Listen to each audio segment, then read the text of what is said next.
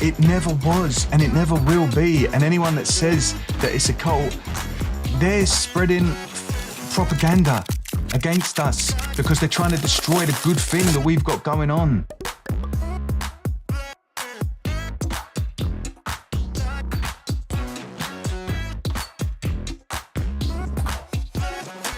I think I've got it now. I just typed in, I want to feel bad, I want to feel bad, I want to feel bad. I just wrote that 5 times. That's not going to give you good results. I'm just going to type in, I don't want to be able to read through the tears that I will cry. I want to feel worse about humanity, please, Google.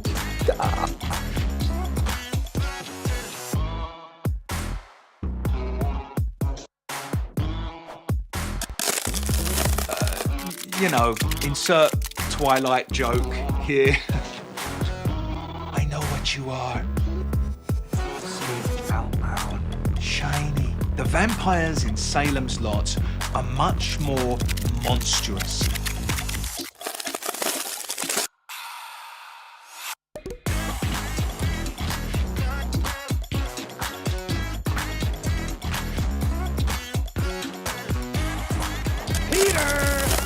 Coming for your head!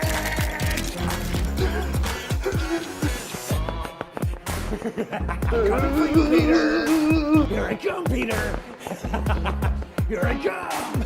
I'm coming for you! I'm coming to do what I should have done a long time ago!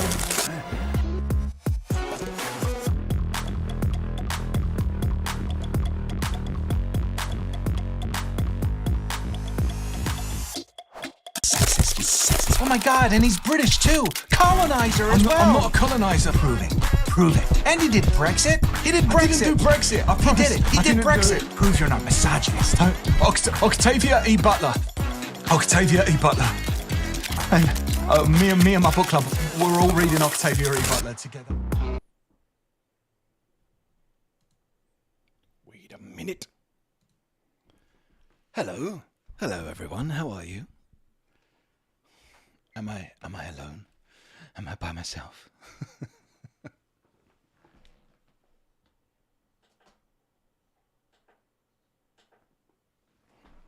I hope you're all doing well. If anyone else is here with me, today I think we're going to have a fun experience. Something different, you know? Hey, Betty, what's going on? Hey, how you doing? I don't know how to not be yellow on this stream. I don't know what to do. I'm here. Hey, Hot Llama. the entrance music for Hot Llama there. Yeah, I'm doing good, thanks, Betty. Yeah, what's good, Hot Llama? So as always, what we need to do is try and find a way to not be yellow today. Let's try and make it a bit more brighter. All right, I guess that's a bit better. So today we've got something exciting happening. We're trying out a new game, and I think we're going to start the game and we're going to complete the game on the same day. Because it's just a nice short one, and I think it's going to be beautiful, and I think apparently it's going to be moving. We'll see. Will we cry? We'll have to see, won't we? Let me just check something actually. Can I change? I need to change something because otherwise people are going to be annoyed if they join. I need to change my title, my stream title. So let's go create a dashboard, stream manager, and edit this. And we're going to have to say, what will I call it? Playing Journey. That's the game that we're playing today.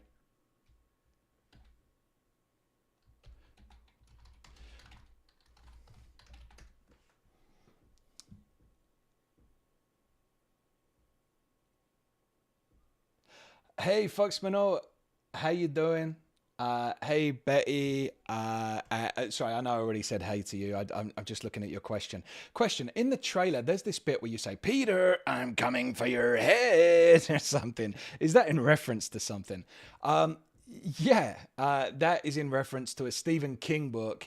And what I used to do when I did like Stephen King reviews very early on, but it was just it was so time intensive, is I would kind of recreate a scene from the book. So that's a scene in one of Stephen King's books. And someone's like he's trying to climb out the window. So yeah, that's what that's about. They're just all stuff from Paperback Journeys. I am gonna change it so that it's all like gaming highlights. I just don't have enough gaming highlights yet in order to like make that the trailer. So it's a little bit of a placeholder, you know. Oh, you say you love that part. You're quite the actor. Thanks. Hey, Babsy, how you doing? Oh, man, I'm really excited for today. I'm excited to play a new game. And it's not all going to be so dark and crazy and scary. It's actually going to be a little bit uplifting, maybe. Which book is that? It is Eyes of the Dragon. I didn't love the book, I have to say. It felt like a child's fairy tale. I think that Stephen King actually wrote it for his daughter, because he'd written all these books and there was nothing that she could read yet, or nothing that would interest her as a little girl. And so he wrote that as he wrote that book for his daughter. It's just a fairy book, fairy tale fantasy kind of a thing. There is also some tie-in to the Dark Tower as well. So I read that as part of my journey to the Dark Tower. Yeah, Jay with the cult hoodie in the intro reminds me of the movie Hot Fuzz. Drink milk and kick ass. Oh, yeah. Finish my milk. Yes, Murky Waters. How you doing? Fox Minook says, Jay in the cult hoodie in the intro reminds me of the movie Hot Fuzz. Oh, yeah, what a movie. I love that movie. Someone said that what is his name? What is his name?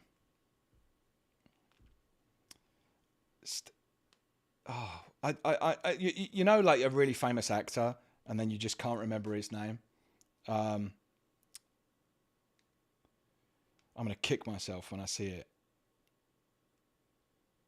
Simon Pegg. Yeah, of course. Simon Pegg. He's so famous, and I just couldn't. That happens to me all the time. Normally, I never can remember Clive Owen's name. Like, I just remembered it there, but normally it's Clive Owen, and I just can never, ever remember that guy's name. But yeah, that's it, Simon Pegg. So someone said, oh, you must hear all the time that you remind them of Simon Pegg. And I was like, never in my life has anyone ever said that to me. Someone in the comments said that to me once. And I was like, no one has ever said that to me, ever. And then they were like, you're him. I was like, I mean, and I know they meant it as a compliment. And don't get me wrong, Simon Pegg is a legend, right? And you know, I'll be lucky to be like him. But never have I heard that before or since. And I think it was just this person just saw me in this weird way, and I was like, I don't relate to that. I don't see myself in him or him in me in any single way. But I love Simon Pegg, though. He's so funny. Is Hot Fuzz my favourite? Hot Fuzz is not my favourite Simon Pegg film. It's up there. My favourite... I don't know. There's so many good ones, right? I think Shaun of the Dead is probably my favourite. Shaun of the Dead is probably my favourite. Hey, Murky Waters. Yeah, Shaun of the Dead. Murky Waters. We're simpatico on that. Definitely. Hey, Remedy 41. How you doing? Paul. Oh, yeah, Paul with that alien. Yeah, were they kind of like going near Area 51 and all that? Yeah, that was good as well. Yeah, and I think the alien was voiced by Seth Rogen. Is that right? Yeah, that was good. They're all great. The one I didn't really like that much was, what's the one where it's like the end of the world or something like that? Is that what it's called? World's End? It's something like that.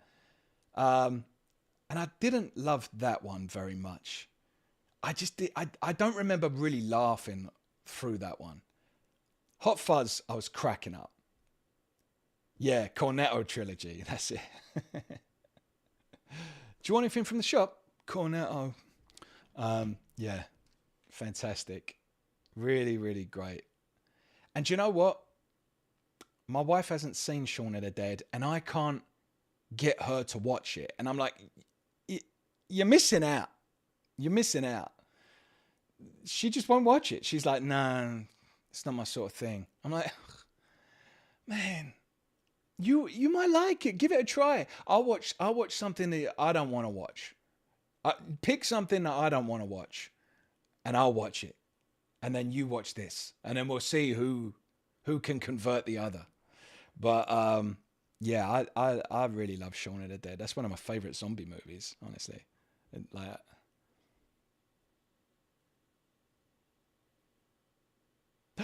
oh wait, you received a message on the Discord?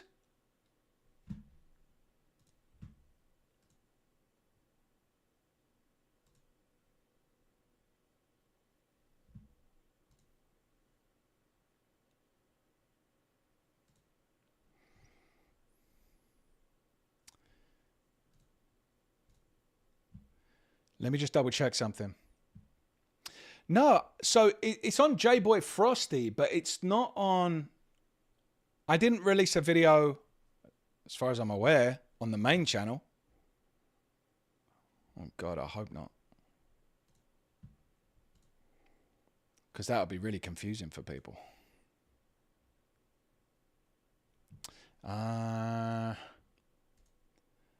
Okay.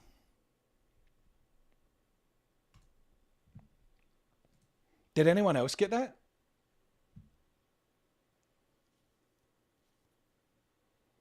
You got it wasn't a notification from Twitch? I hope I didn't put it on my main channel.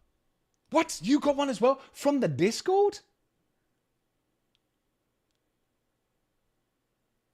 From the Discord? From Paperback Journeys Discord? Ay. Oh no. Wait. Let me just try something. Let me go check something. And you know what's crazy? I can't get Discord on my phone. Like, how bad is that? I've got this Discord and then... Oh no. I don't mean to do it on the Discord. Yeah, in the Discord it said you'd uploaded a video to Paperback Journeys. No. I did not upload a video to Paperback Journeys. Oh no. Guys, this is bad.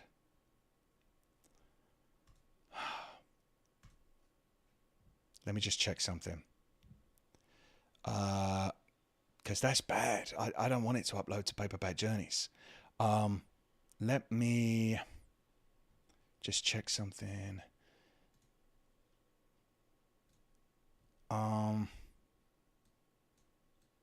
Stream settings. Oh my God, this thing always does this.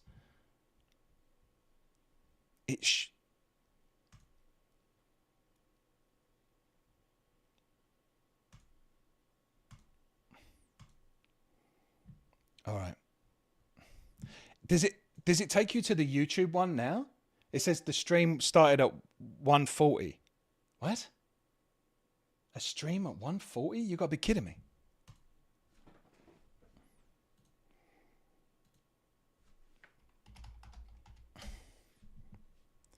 Yikes. Let me try it. Oh man, what is going on?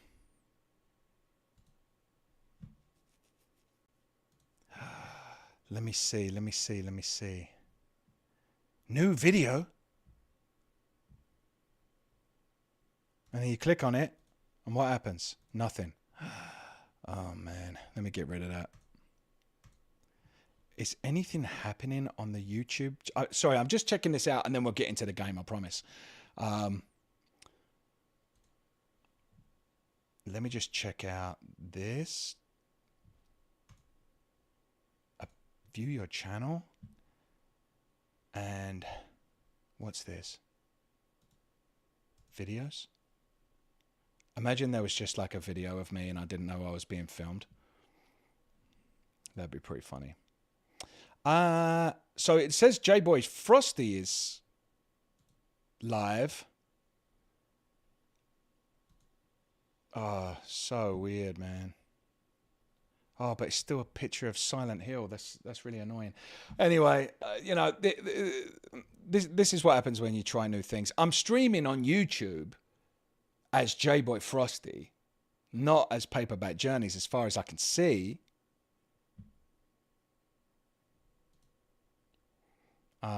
Let me see.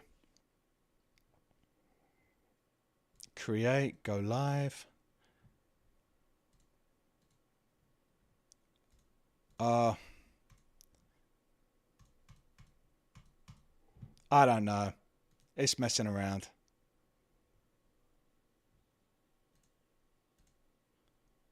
Yeah, I think I messed something up, but you can't see anything on my channel, right? I guess that's the important thing.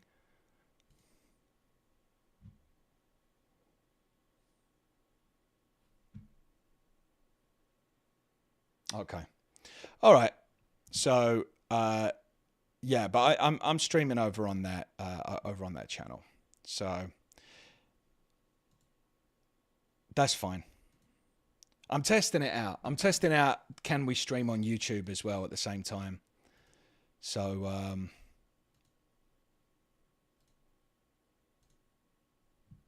oh, I did see it. Yeah, I see it.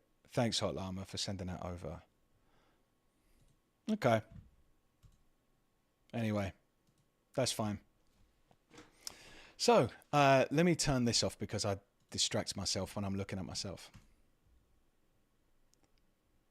And let me change that and get a new category. This is all the stuff that I'm supposed to do before I start the stream, but I'm disorganized and always running low on time. All right, cool. Okay. So, let me just catch up with these chats and stuff. Oh, yeah, a few of you got it. On YouTube, no video. Didn't get any YouTube notification. Looks like it was a stream at 1:40. Yeah, I think I clicked the wrong button or something. I got a bit confused, and I was trying to go live on YouTube for the first time, and like for the first time in a while, and it's all sort of like a bit messed up. But anyway, it's fine. I don't know if you received it. I sent you a screenshot. Yeah. All right, wicked. We're all up to date. All right, guys. So pretty exciting because today we're starting a new game, and it's Journey. Don't stop believing. Yes. No, it's not that kind of journey. It's a journey across of kind of varied terrain. I think there's a story hidden within, and I think it's going to be a beautiful visual experience. And I think it's up to us to kind of like infer, what is this story? What is this game all about? What is it telling us? And so I think, yeah, another one for the Christmas album. Absolutely. That's right, mate. I might have all of these as sounds. Maybe I'll have to make all of these into sounds and put them up on the stream. But yeah, I sing all the time. So yeah. Yeah, I don't know if you noticed that.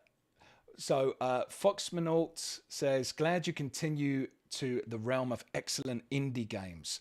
Yeah. And actually, so this is an indie game, but I think, tell me if I'm wrong, I think this won Game of the Year a while back, right? So, you know, it's known, but it's not one of those that's going to help me to grow on Twitch.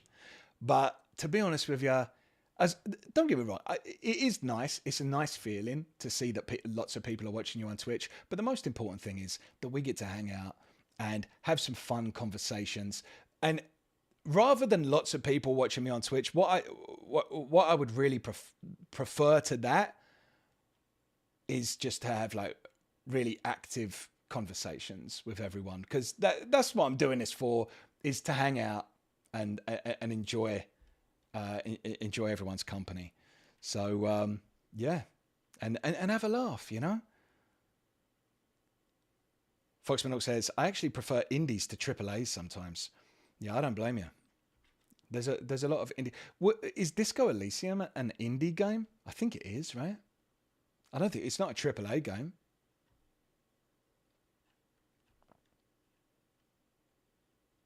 Indie games can be way more fun. Murky Waters says, yeah, definitely. Silent Betty says, yeah, and they often have way better stories. That's true. Yeah, because they're invested into the story, right? Because they're maybe limited on the gameplay. And don't get me wrong, they can have excellent gameplay. They can have some of the best, most addictive gameplay, but sometimes they're a little bit limited in certain areas. And so they have to invest heavily into the story and the feeling of the game, right? So, yeah. All right, awesome. So I'm excited about this. I hope everyone else is excited about this as well. If anyone is watching on the YouTube live stream, then I apologize that it said I'm playing Silent Hill. I don't think I can change it now. So it's kind of stuck with that thumbnail. I'm not playing Silent Hill. I'm playing Journey, and it looks like this. Oh, yes. A new game. A new world to explore. Yes. I'm really excited, guys. I'm really excited.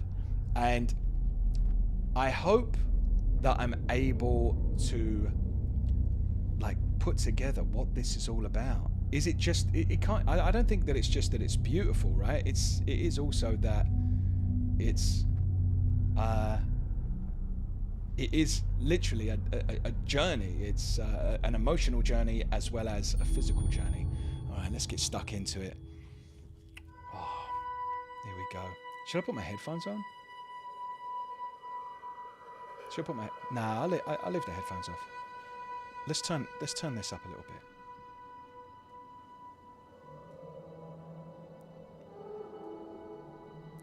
Tell me if it ever gets too loud. You can hear the game, okay? Not too loud, not too quiet. And remember, guys, we're going to finish this game today. It's not going to be like Silent Hill, where it took us multiple sessions. This is a one and done. And then tomorrow we start Alan Wake.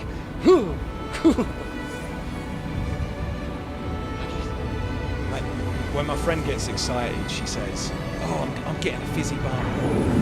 That's what I thought. I'm getting a fizzy bar.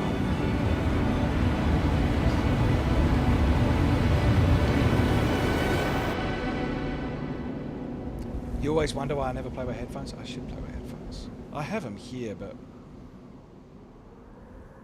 getting swifty. Oh, here we go.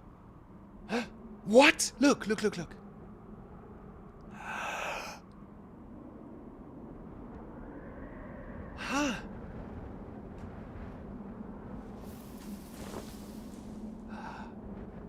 You control it like that? I've never done that before in my life.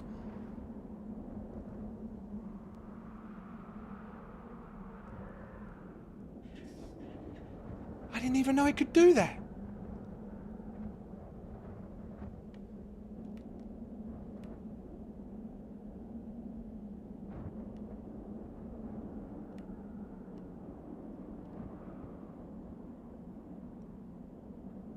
What's it telling me? Hey, Rachel. What's it telling me? I'm clicking the right button. Oh, I see. I was pushing it in. Wow, this is beautiful.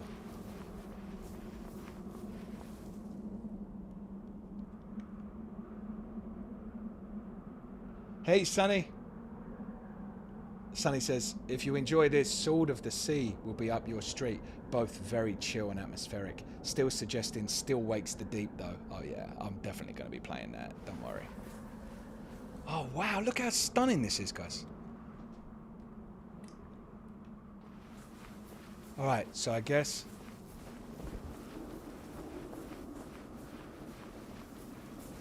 Look!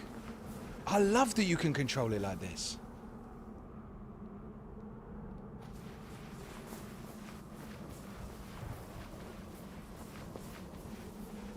Hey, Skunk. Oh, Skunk! I've got to send you your... I didn't send you your thing yet. Oh, my God. I'm so sorry. You won the rating game. I still didn't send you your gift card. I need to send that to you. I'll do that after the stream, I promise. Congratulations, by the way, on winning that. I'm sorry I didn't send that. Normally I send it the same day. Oh, wow. Look at this. Guys, I'm already into this. I'm already into this.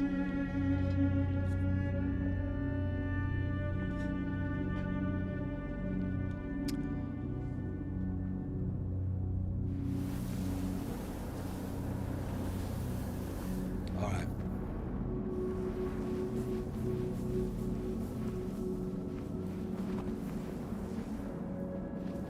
Oh, you was worried that you wrote the wrong email address? No. That's on me. That's on me. All right. So what are these things? These are what? Maybe gravestones?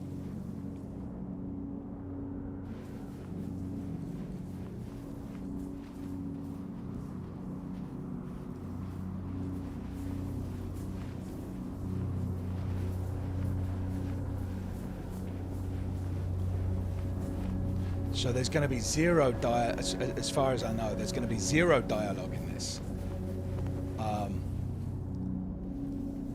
It's just something that you have to experience. And I'm so glad that you're all here to experience it with me, because I feel like this has the potential to be quite touching.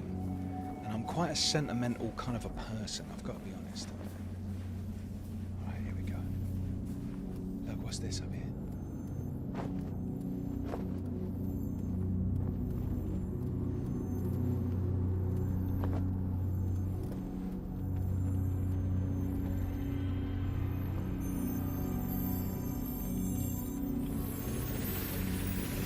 What's happening?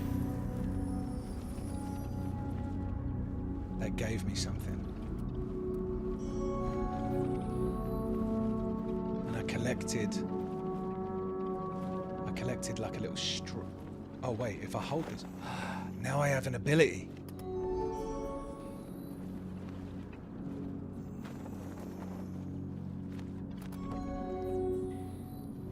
Okay, now I've got an ability. Hey Sunnycast, how you doing? Hey Nat, what's going on? Oh yeah, look how lovely this is.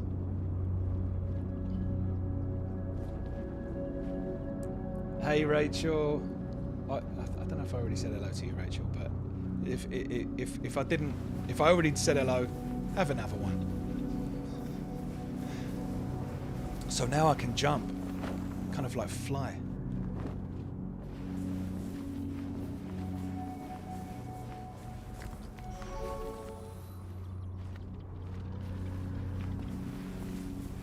Does it use up the amount of jumps that I can have or something? Oh yeah, I love it. We got a real community going.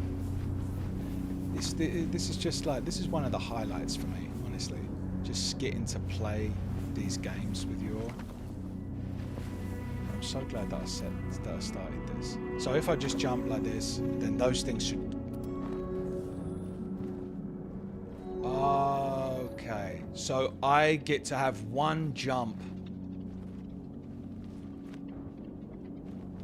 I get to have one jump when I'm kind of full, I guess, basically, right?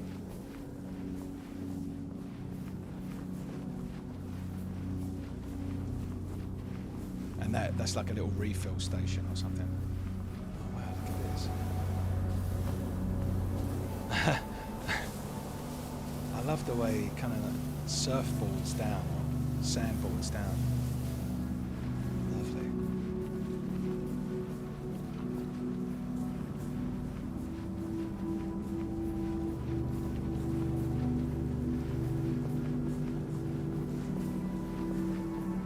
All right, let's see what this is.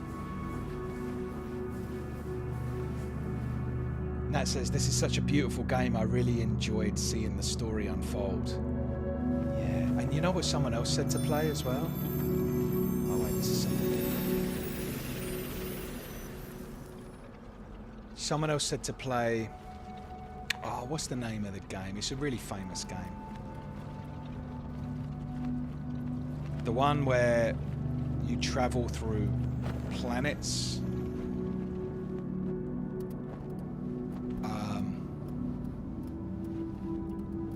What's it called? No Man's Sky? No, but it's kind of similar to No Man's Sky in a way. Not exactly though. It's where you uncover the mystery, and it's like a time loop, kind of Outer Wilds. You got it. You got it. Moustache Man, what's going on? Outer Wilds. You got it.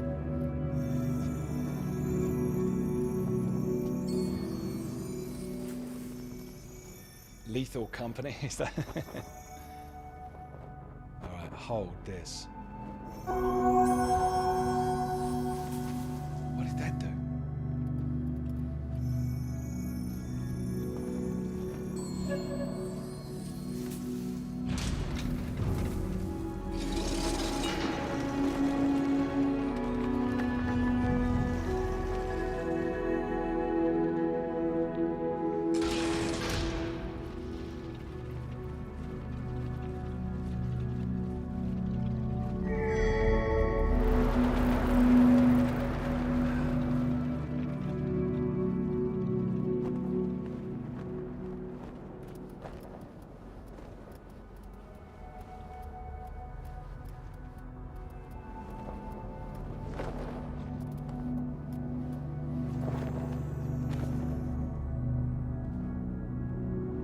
Okay. It reminds you of when you first played it? Oh, nice. Yeah, I mean, I'm totally in the dark at the moment, but I know that, like, in a couple of hours from now, I'm going to be sitting here like, I wish I could play it for the first time.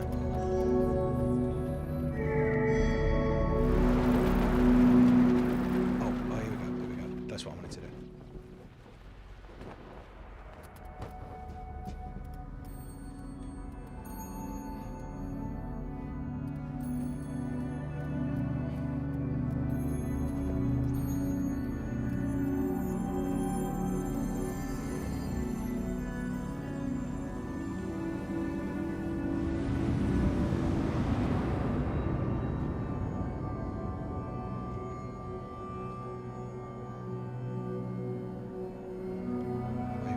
This person.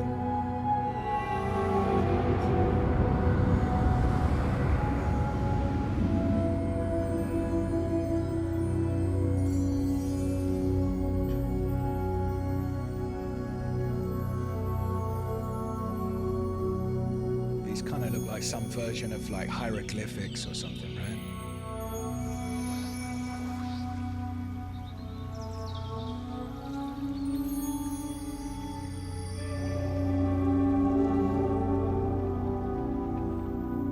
Is this a map?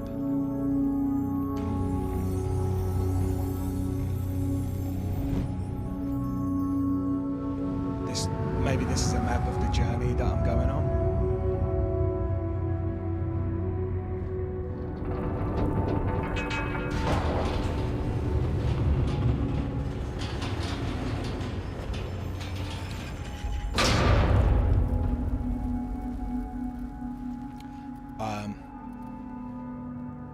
Let's take a look.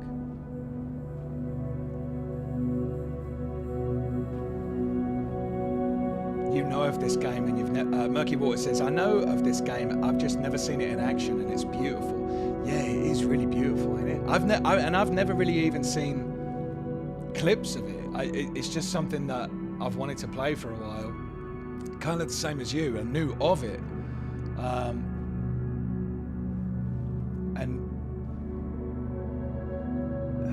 what did someone say I should play? Lethal Company? I don't know what Lethal Company is. Maybe we can look at a trailer of it later. And it's like a multiplayer kind of thing, is it? Bet he says it'd be cool to play it and there's new monsters out.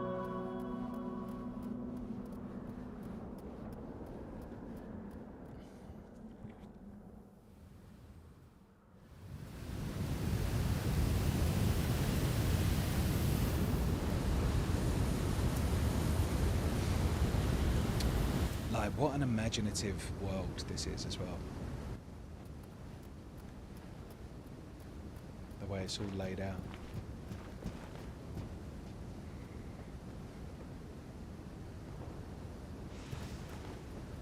Okay.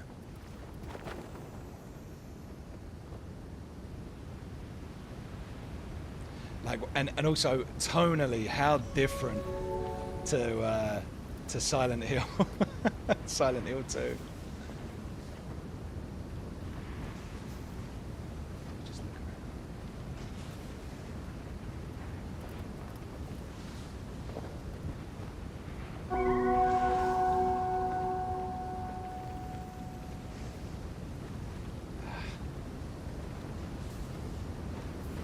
Go back there.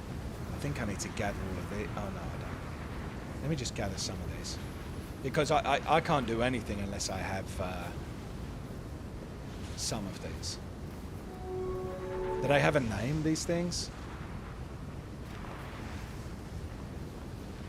What's this over here?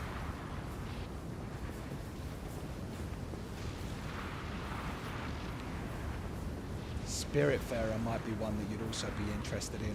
The storyline for that is very sad, though. Okay, yeah, I'll check it out.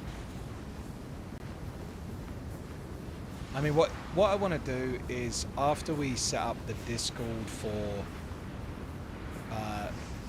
this streaming channel for the J-Boy Frosty thing. Oh wait, what's that over there? I think I need to gather that, whatever that is. What I want to do is start having like recommendations as part of that Discord, you know, like game recommendations to play on the stream. And also, I was thinking it would be fun if we had video recommendations. You know how I said I like to watch like videos at the end of the stream? Maybe we can put some video recommendations in there as well. Just have that as a section, and then we can just go through them at the end of every stream, you know. Gonna have to be kind of short though. It can't be like 20-minute videos or anything, but you know, just some clips and stuff like that. It'd be kind of funny. Because you know, I do want as much as possible, just exactly the same as with the book channel, Paperback Journeys. I do want it to be interactive and to not have it feel like, oh, this is my channel and I'm gonna do whatever I want. I much prefer having a community-based kind of thing, you know. Okay, I think this is gonna do something for us.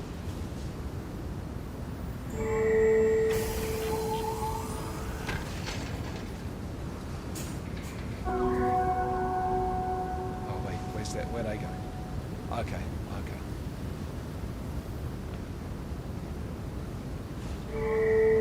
Yes. All right, that's it.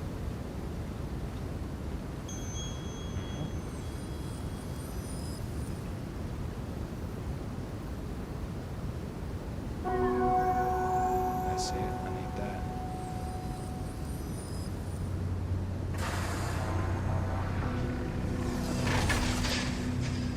All right.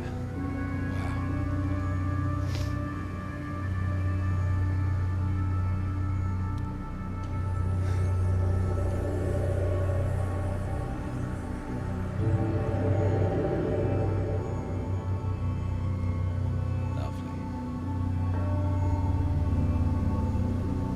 I like that these puzzles are a bit more straightforward than Silent Hill 2 could be. Like, sometimes those puzzles are real hard, right? Oh look, I probably need to go this one over.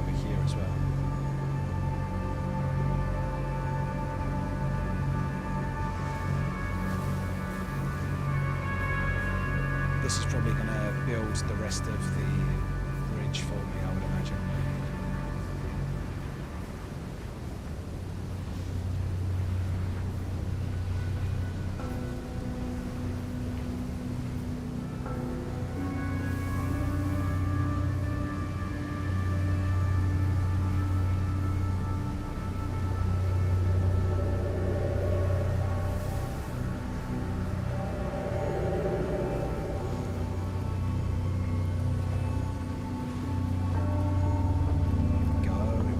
Oh, by the way, I played, you know what, I played some of that Crimson, is it called Crimson Desert? I played some of that, and, I mean, don't get, I'm kind of liking it. It's very early, I just played it a little bit. I'm kind of glad that I didn't play it on the stream, though.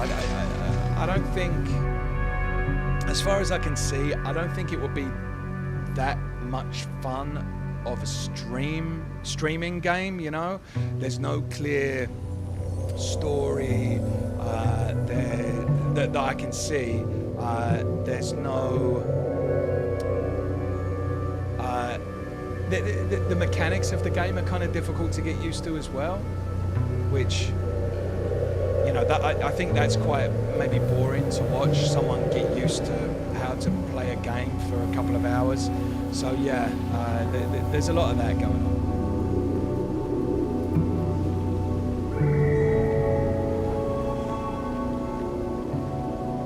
All right, so I think I can get up there now. But it is kind of a fun game to play, though.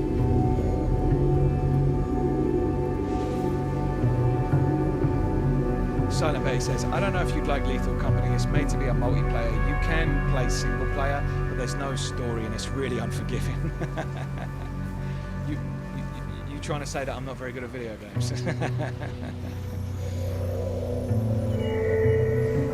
No, I know what you're saying.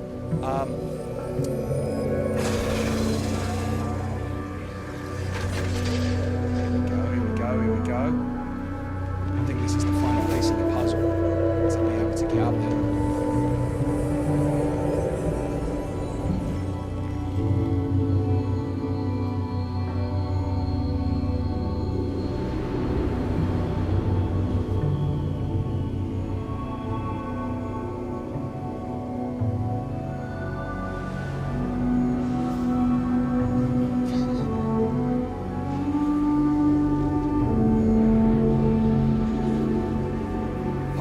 Sounds like Charlie the Unicorn 2, 3, and 4. That was something I did not understand, and I know that that's the joy of it for you. that I'm just like, what's happening? Is that classified as brain rot? Is that what the kids call brain rot?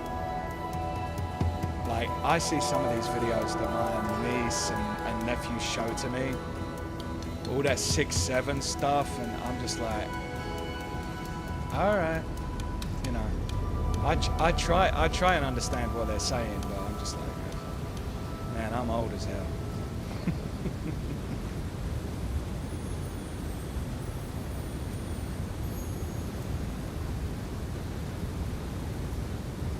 Look at this place, though.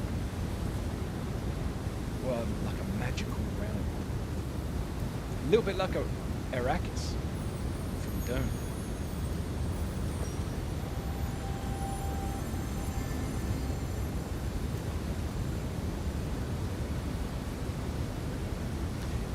The video game is loud enough for you guys?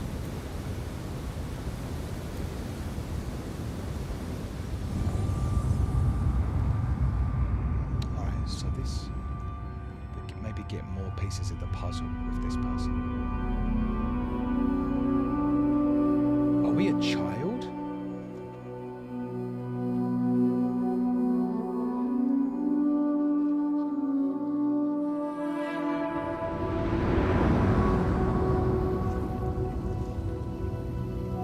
Oh, this looks like...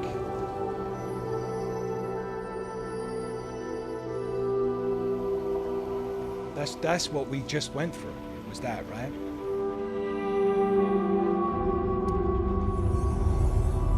So this is showing us the next part of the journey. We have to go down and under.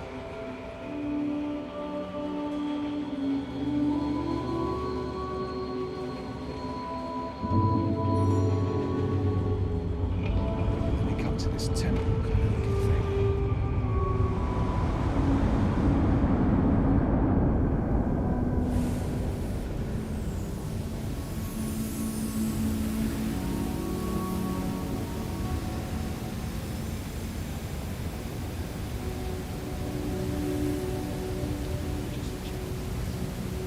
Do I have a Discord link for my book channel? Yes, I do. And I will send it to you, Moustache Man. It's Paperback Journeys is the name of it, but I will send you the link for sure. Unless anyone else wants to send the link, I think it's pretty open if you wanted to send like an invite to the chat. Murky Water says, I keep hearing the story is shit on Crimson Desert. Yeah, I don't think it's story heavy. That kind of game is going to be long series to stream for sure. Yeah. The devs kind of slapped the story on like an afterthought. It does seem to be that kind of thing. And it feels like it's everything all mashed together. I mean, in some ways it kind of feels like The Witcher. The guy even, the main character, whose name is Cliff, which I don't know why, but I just find that to be so funny that a fantasy character is called Cliff. I know we've got a member of the Discord called Cliff, and it's spelt with a K, but still, it's funny to me. It doesn't strike me as a fantasy name, Cliff. But he kind of sounds like Geralt, you know? He kind of sounds like The Witcher. Looks a little bit like The Witcher, and a lot of the controls feel a little bit like Red Dead as well. So yeah, it's like they took a lot of the mechanics from other games and put them all into this one game. I'm happy if I just get to do some exploring, kind of like this. I love when it goes down the hill. That's the best.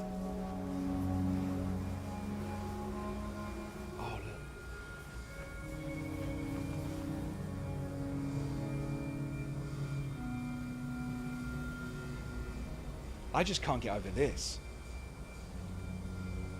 This is just wonderful.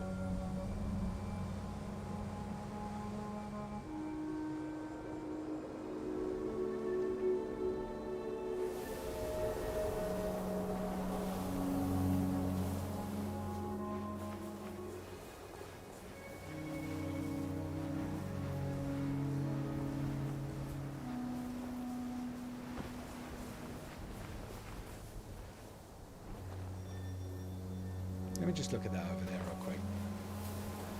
Is that anything? Oh no, it's just a piece of debris.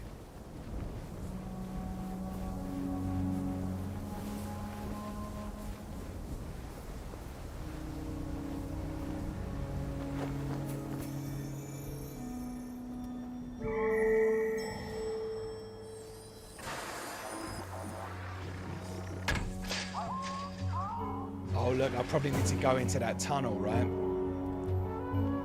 Look at this. I'll follow it.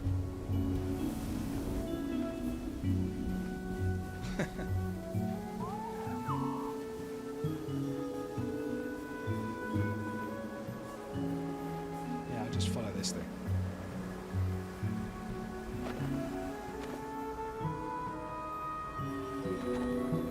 Oh wow, look.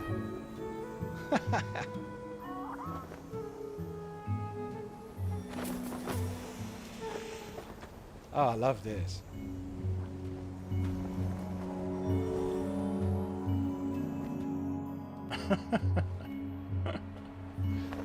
It really gives you the sense that you're flying.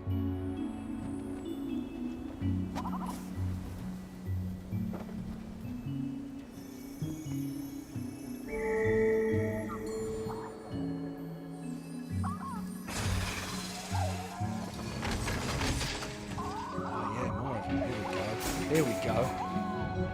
Let's go for it.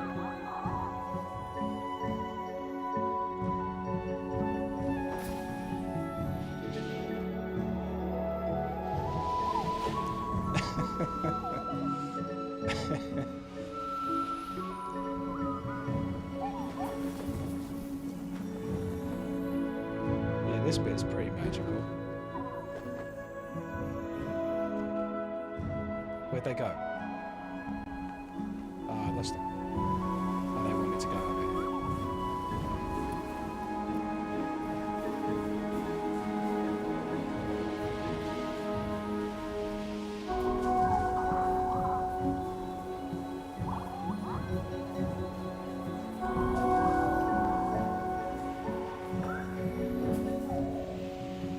Where are they going now?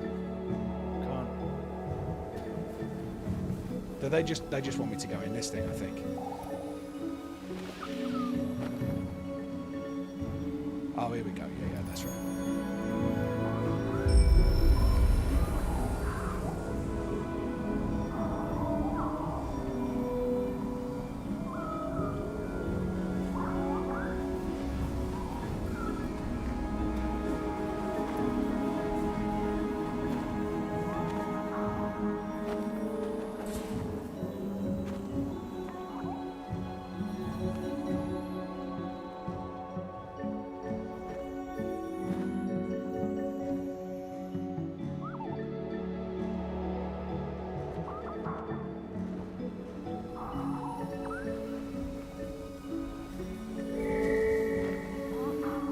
I love that they refill you just as you feel like you're about to fall. They kind of give you a little bit more of that energy, whatever it is.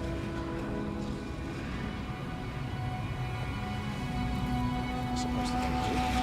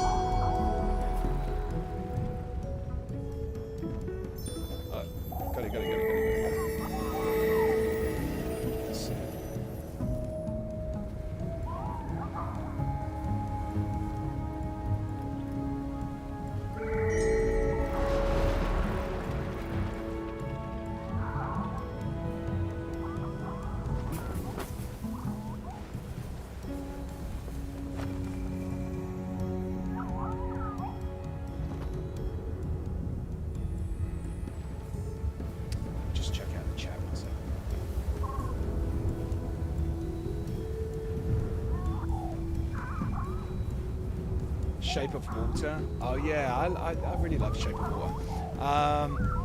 That's another actress, and I always forget her name as well. Sally.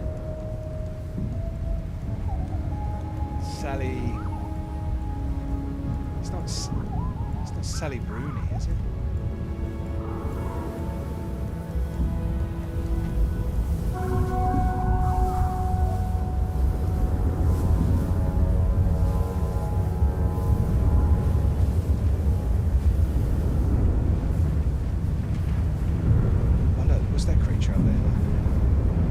Imagine if it turned really terrifying, and I'm like, and wasn't ready for this.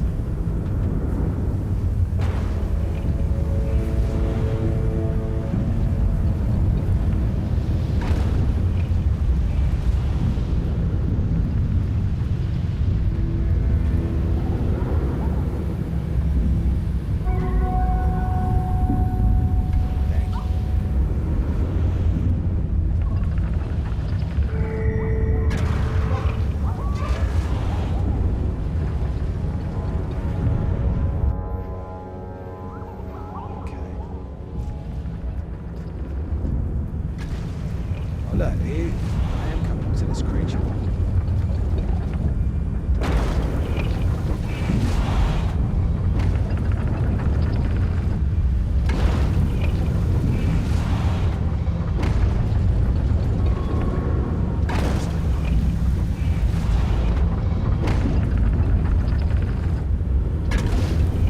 Another game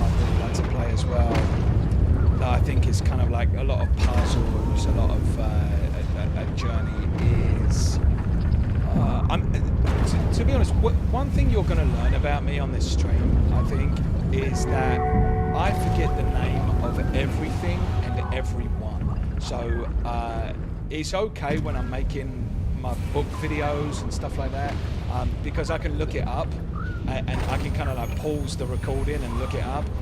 But you know, obviously live, I'm going to be exposed because I forget the name of just everything. Even sometimes I forget the name of one of my favorite authors. And yeah, I'm just really forgetful. But specifically with names, like I remember like situations and everything like that, but just names. Really bad with names.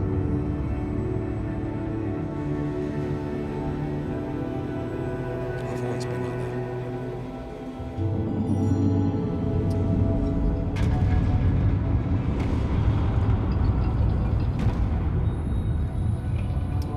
I think it's called Hellblade. Hellblade. Seneca.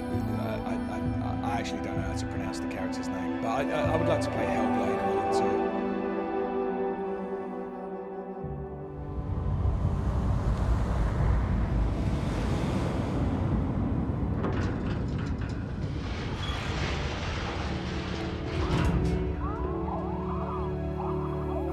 What are these things? And what am I, for that matter? I mean, they're helpful.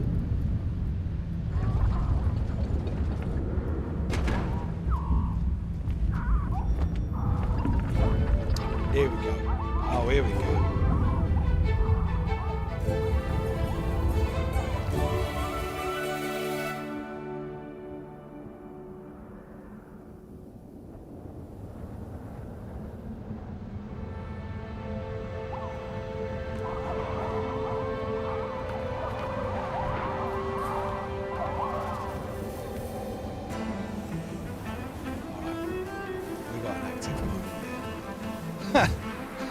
This is lots of fun to play, I gotta say. Like, when you fly through the air, it actually gives you that sense that you're really moving.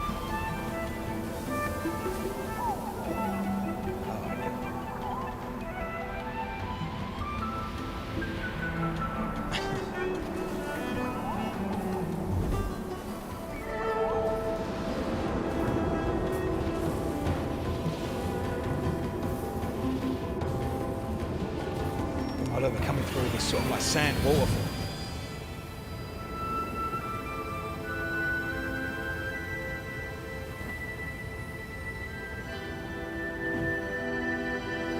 You know what it kind of reminds me of a little bit, and I know this is maybe an unusual comparison to make, but I think with the music and everything like that, it reminds me of, has anyone ever seen the Christmas movie, The Snowman?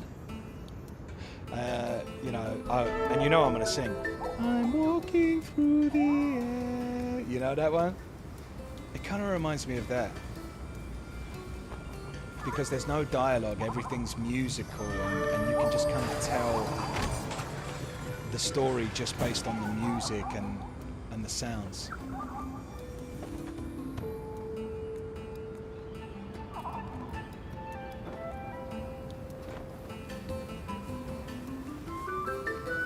Oh, I'm supposed to go up there.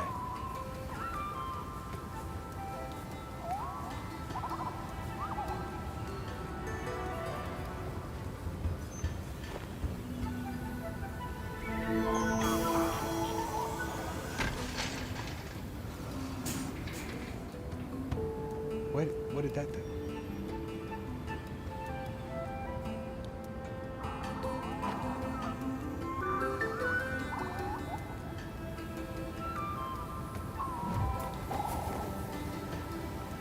Alright, let me just check in with the chat real quick. Volume's good. Oh, okay, excellent. I've missed so much of the game because I'm reading the chat all the time. And that's good though. We're interactive. You can set up bots on here that will share links in intervals during the stream. Maybe good for Discord and things like that. Oh yeah. That's a good idea. I do need to do that actually. Found the Discord? Oh, excellent. That's cool. One of us. Betty says. The Witcher has a good story, though. That's true. Yeah. 100%. I love The Witcher story. The Witcher 3 is one of my favorite. Whoa. Yo. Is that another player? Oh, look at that. This is another player because this is like a multiplayer thing, right? That's not one of you, is it? Oops.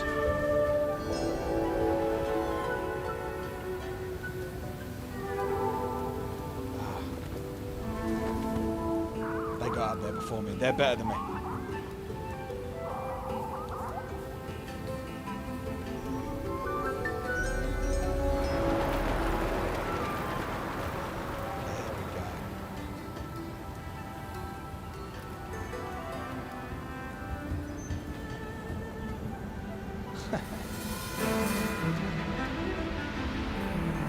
That's cool that there's other people playing this at the same time, you know, going on the same journey. I wonder if this is kind of like a rite of passage or something like that for these people, you know? Is that what this is?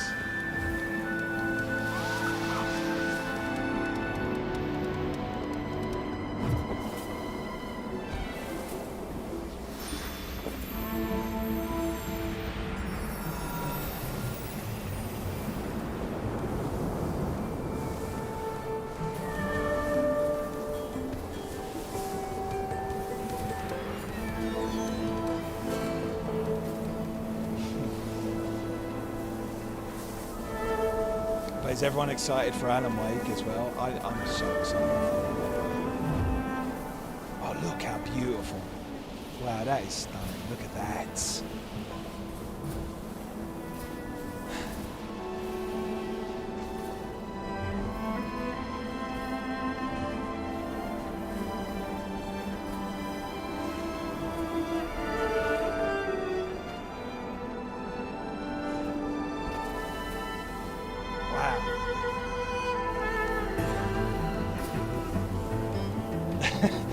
Listen, I can't stop smiling playing this game.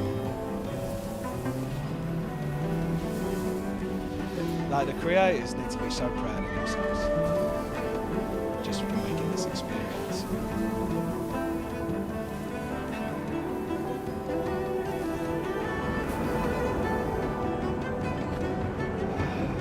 Look at this.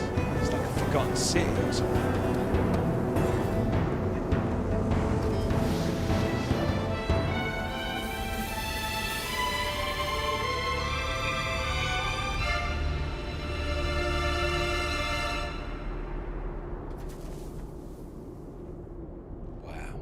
That was excellent. That was my favourite part of the game so far. I really like that. Let's take a little moment. I always want to read the book, The Witcher. Yeah, you know who really is into The Witcher? There's another booktuber who has quite similar taste to me. Her name's Wiera. It's W-E-R-A, and she's Polish. The Sapkowski who wrote the book is... Oh my god, I'm doing this and it's spinning around. I didn't realize that was me doing it. How funny. Yeah, so Sapkowski's Polish, right? So she's got a really deep connection to the book, and she talks a lot about the books and stuff like that. That's a really good channel to check out. Oh, look, another person is here with me. All right. Let's go.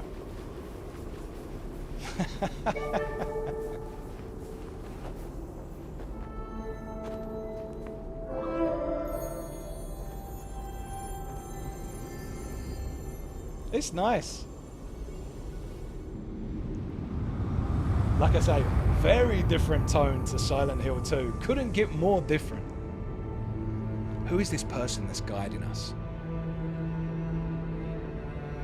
Like, our character is looking at them with like so much admiration.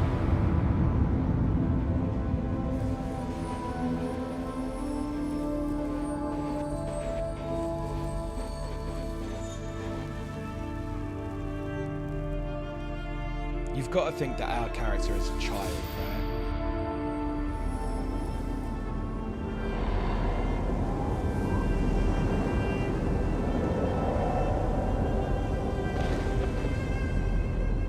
By the way, if anyone's watching on the YouTube channel, just a little reminder, if you want to come and hang out, for it to be a bit more interactive, you can come over on Twitch. But if you're just happy to just watch, and it's a very beautiful game to watch, then that's fine. You can just stay on the YouTube channel. But if you want to have a bit more of a chat, then you can come over on the Twitch. It's the same name, J-Ball Frosty. All right, now I got a little friend. That's such a cool part of this, is that you can, it's a multiplayer as well. That's really nice.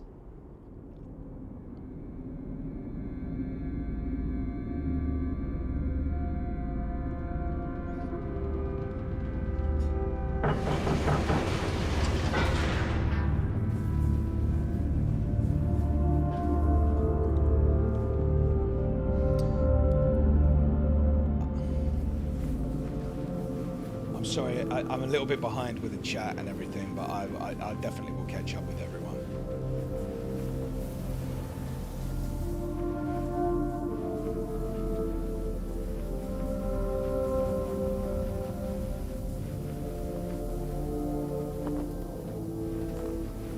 Look at this. But serious question, is this one of you? Is this one of you that's playing along, or is this just a random person?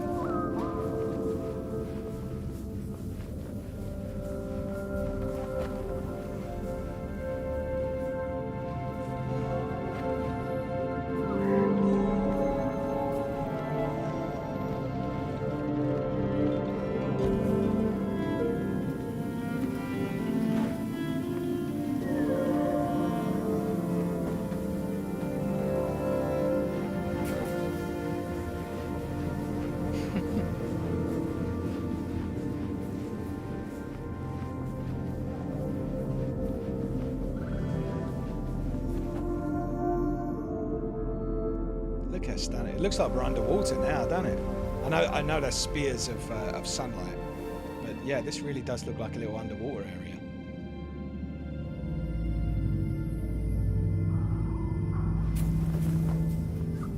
Alright, let me just catch up with the chat again. Wonder if the servers are still running for this game. I hope you get to share this journey with someone. Oh, it's so funny you said that, Moustache Man. Hawkins, Sally Hawkins, that's right. Yeah, Sally Rooney is the writer. Sally Hawkins, yeah. She's a really wonderful actress.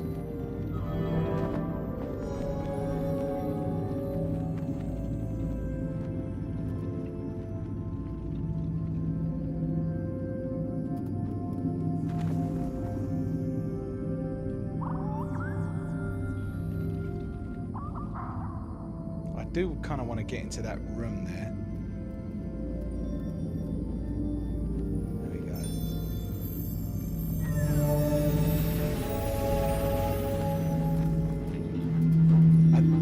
That gives me like a longer scarf, I think.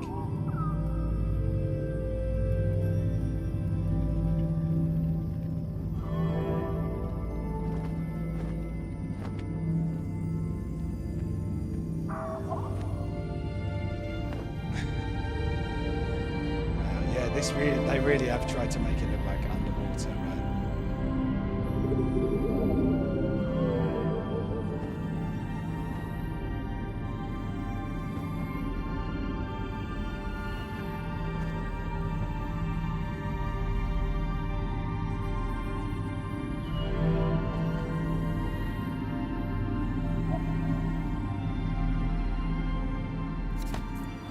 I've lost my friend.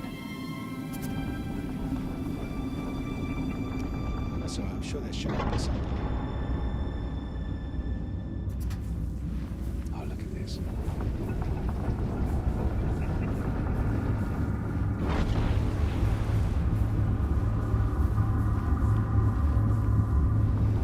Alright, let me just take 1 second.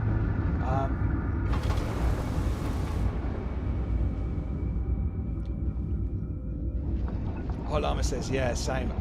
I can remember a face no problem, but names just can't stick for me. Yeah, what is it? Murky Water says, yeah, I'm no good with names as well. Hellblade, Senua's Sacrifice, that's it, yeah. Be like that sometimes. Like the names are on the edge of my brain, but couldn't for the love of God remember. Yeah. Just getting old, I guess. Says Foxmanor. Yeah, it could be that. I've always been bad with names, though. But yeah, sometimes I do worry about that. Foxmanor, hey, nothing wrong with getting older. Yeah, exactly. Yeah, best thing you can do, right? I hate that awkward feeling, and I shake a hand with someone new, and they tell me their name, and the next day I completely forget their name. Same. That happens all the time. I remember when I introduced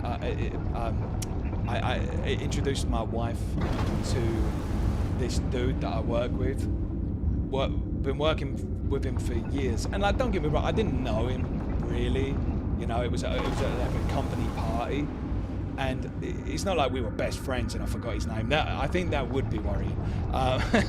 But like, I maybe had spoken to him once, and so he was like, "Oh, is this your wife?" And I went, "Yeah, yeah." And then I went to whisper into her ear, and I went, "Yeah."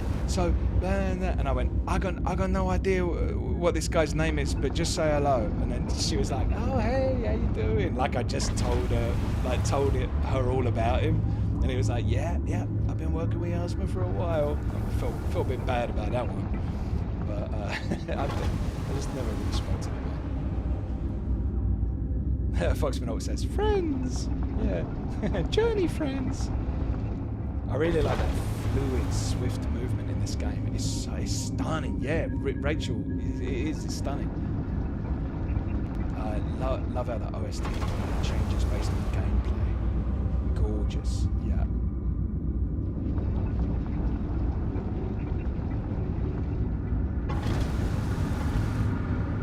It is not me. But it is not me. I mean, the other player in the game. Oh, right. Yeah. It's not you.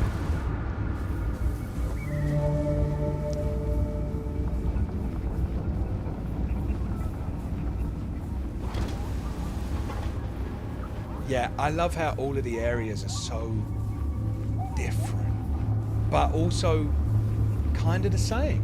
Right? I know that sounds so stupid to say. Oh, it's so different, so the same. But jump scare. And I'll tell you what, that would have had me if I wasn't straight off the back of Silent Hill. That actually would have had me. But listen, I cut my teeth on Silent Hill. You got to do better than that. We got a Journey jump scare. They make you jump, Murky Waters. But Murky Waters, were you with us when we played Silent Hill? Because I feel like some of us went through a baptism of fire. It was so loud, too loud. Do I need to turn it down a little bit?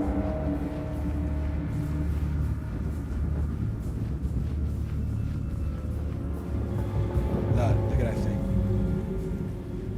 Oh, look, there it is. It's like a whale. It's like a blue whale. Hey, look how beautiful this is.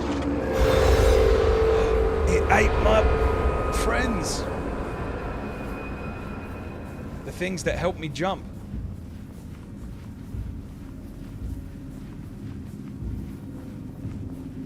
So loud. Oh, maybe I need to turn down the game a little bit. I mean, it's quite a quiet game, but you don't want it to be like, you know, especially if you're wearing headphones or something. You know?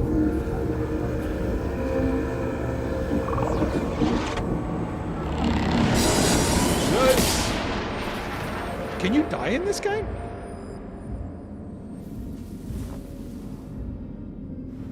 Imagine you die and you start right back at the beginning.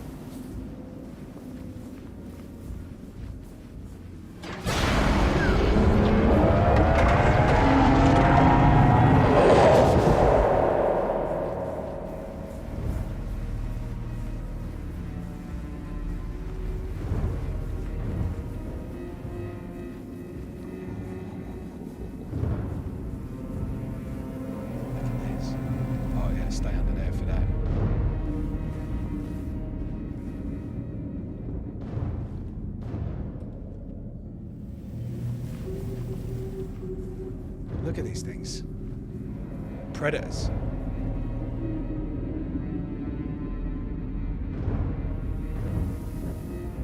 Alright, gotta make a... Oh, no. Not yet. These things are like those things in Horizon Zero Dawn. With the eye. It scans. Run. Oh, that was terrible timing.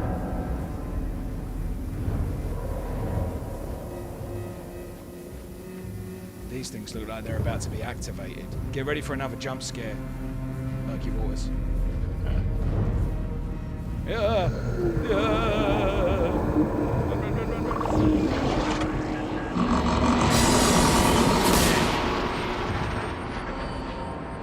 Or, Silent Betty says, or a Leviathan in Subnautica. I've never played Subnautica. Apparently that is like so scary.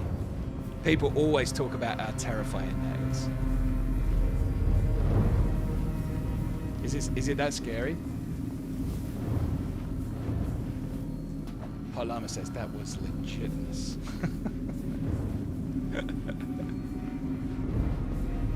It's terrifying.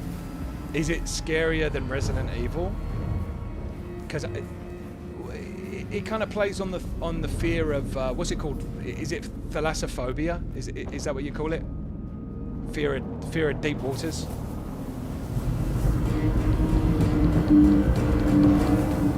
Come on.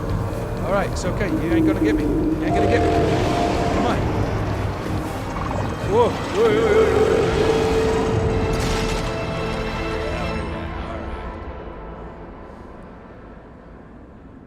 Thalassophobia, yeah. It's deep sea terrifying. Nothing scarier than the sea. Nothing scarier than the sea, is there?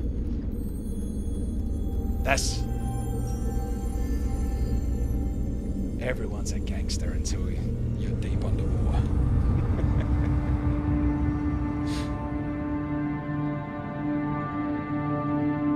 Space? Oh... What's scarier, space or the sea? I think I can't imagine how scary space would be because I've never been there, you know. But yeah, space probably would be scarier.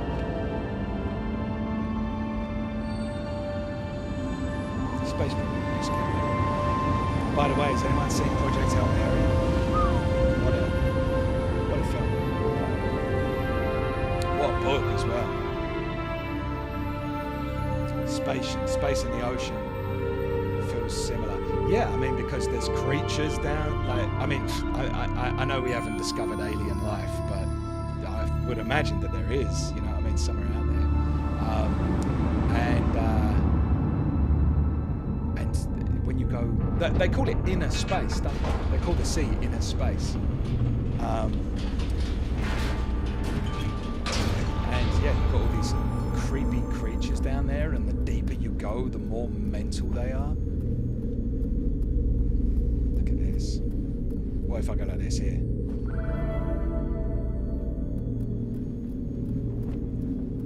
Just finished the book. It was amazing. It's one of my favorites. That's a top 15 book of all time for me, that Project Hail Mary. It's possible that it's top 10, but if it's top 10, it's like 10th. It's, you know, it's just about.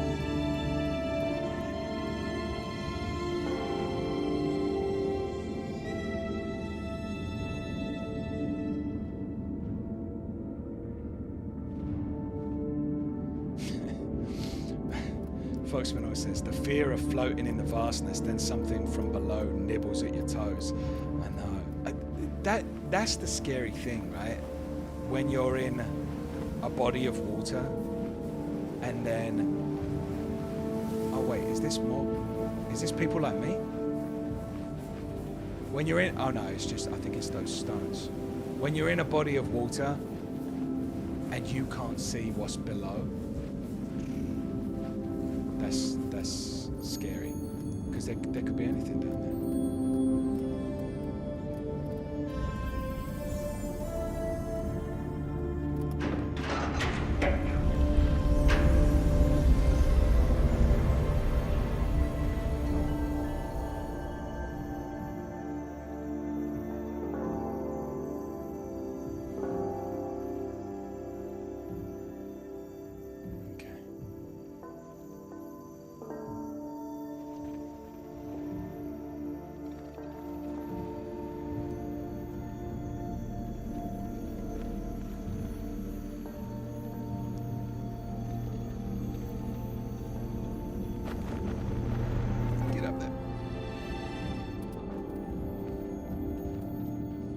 Ah, that's where I was supposed to go.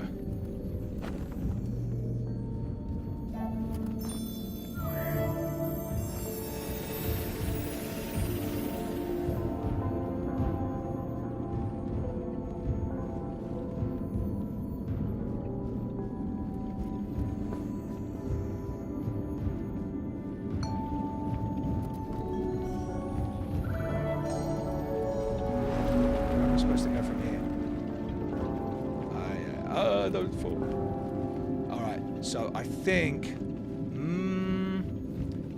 oh, maybe I'm supposed to go up there, or do you think I'm supposed to jump over there?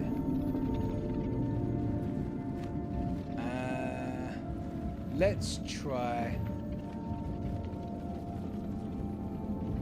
over there first time. I don't know if I'm gonna make it over there, but let's just try.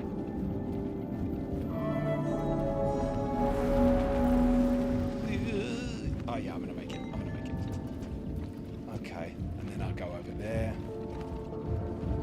Foxmanor says, I mean, I scream when plastics slither around my feet at the beach. Yeah, because you don't know what it is.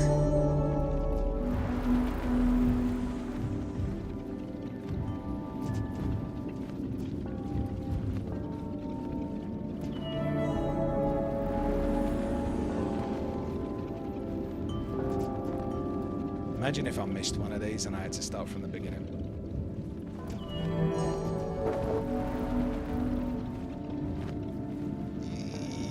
There you go.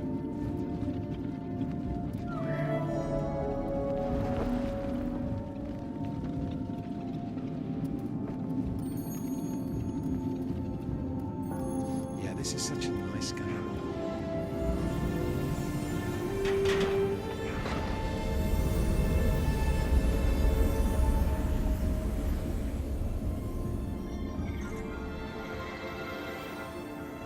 It's like we're underwater again.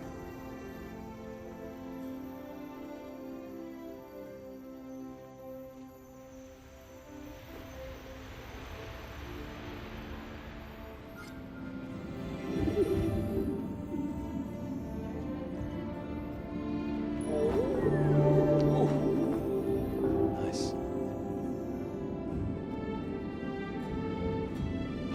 Oh no.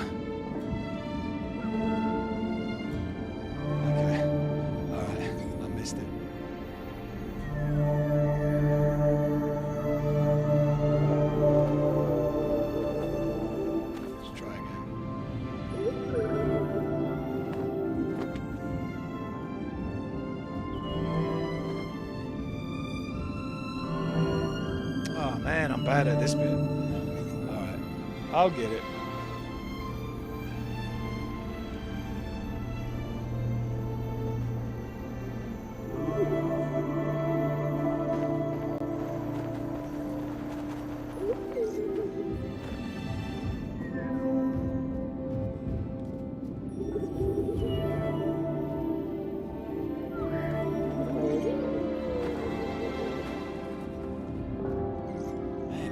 So bad at this bit.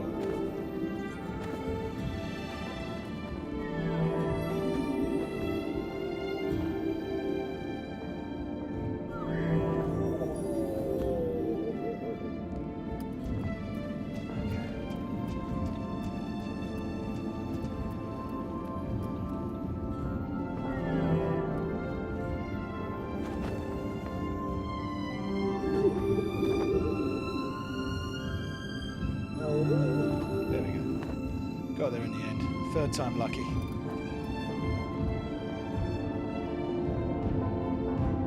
Abzu is by the same devs, and you are underwater. Oh yeah. Is that quite a scary game as well, Abzu, or is that kind of more chill?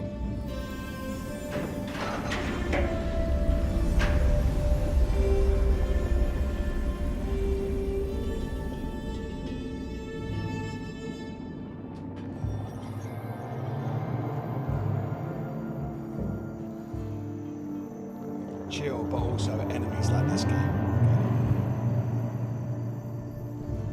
They make Sky Children of Light too. I haven't seen it. Can I just ride on this thing's back?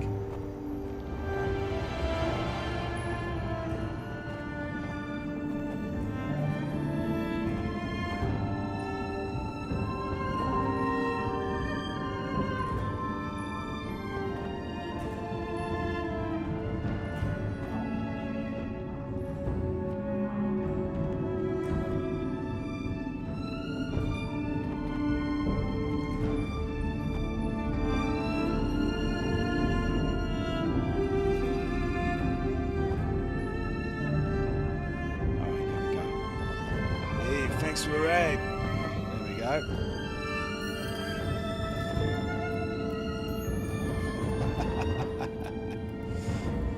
This is my little Uber.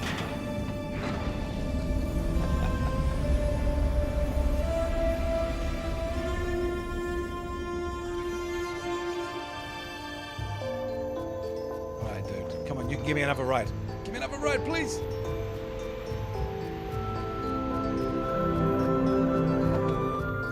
There we go.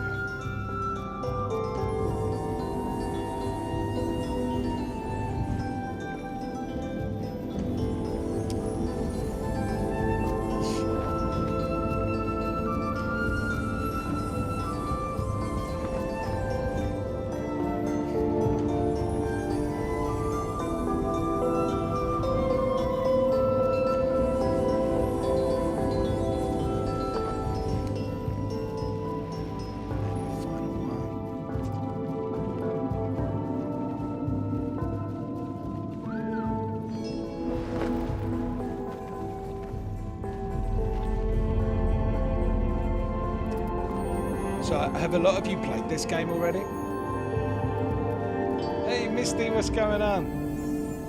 Today we are playing a very beautiful game called Journey, and it's some of the most stunning gameplay that I've played for a while. There was a really nice moment where it was kind of like surfing on the sand, and the sun was making everything golden, and it was just like, it was really a beautiful thing.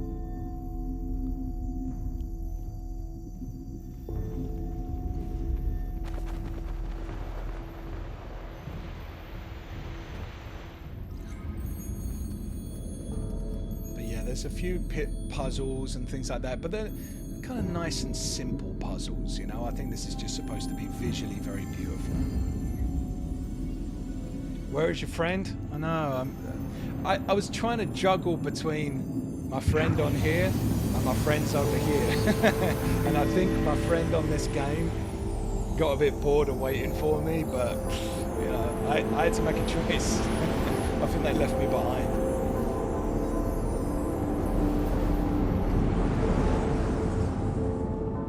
Maybe we'll make some more friends. Wow, that thing's getting bigger. We're getting smaller.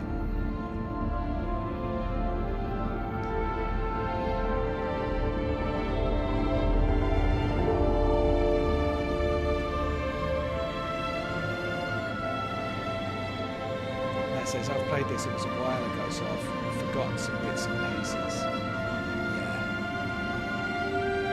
Yeah, I can imagine.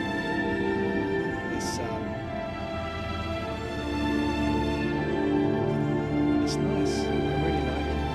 I'm glad that we're doing something nice and light-hearted after Silent Hill before diving back into the bleakness of Alan Wake. You know? I don't think Alan Wake will be quite as bleak as Silent Hill 2.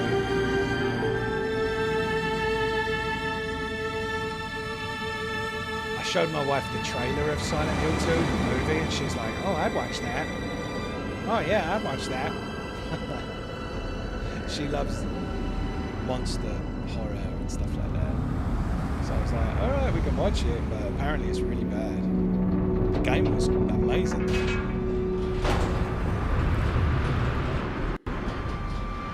Moustache Man says, I've never played this, just watched many play it.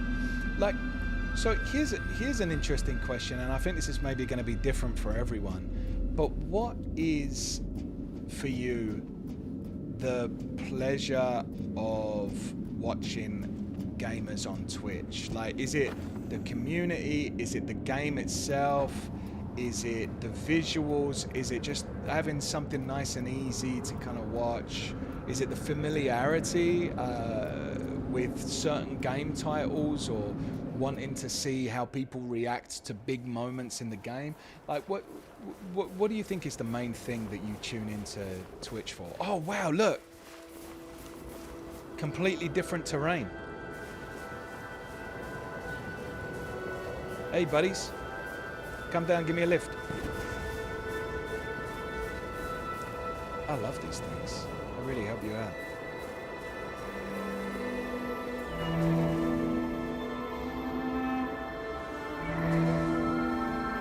Can you get me up there?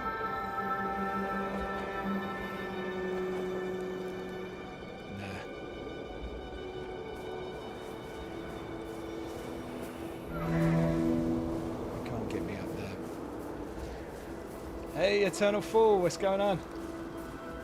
You're...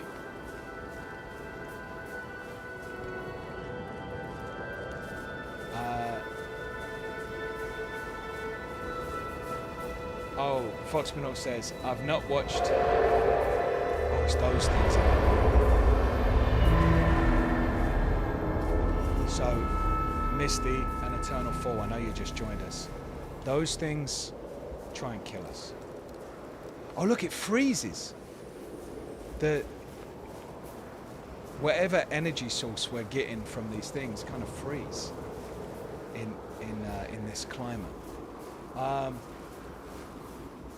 Let me just catch up with the chat a little bit. Foxmanor says, I haven't watched your... Let me just hide behind here 1 second.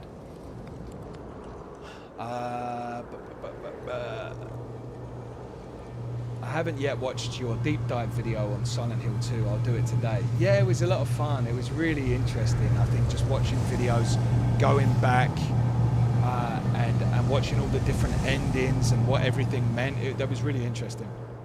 Uncovering all the symbolism. Misty says, I'm not familiar with this one, but it's gorgeous. Yeah. Eternal Fall, hey. Considering you're the first I've ever watched on Twitch, it's so far for your jump scares and stories. Yeah, I imagine the jump scares must be good. And by the way, thanks so much. I'm the first one you watch on Twitch. Thanks, Misty. I really appreciate it. I usually watch on YouTube. Sometimes it's because the streamers are hilarious. Yeah. Yeah. Oh, you talking about... I didn't know you were talking about me. Yeah, sometimes the streamers are hilarious. Sometimes to gain insight on the game.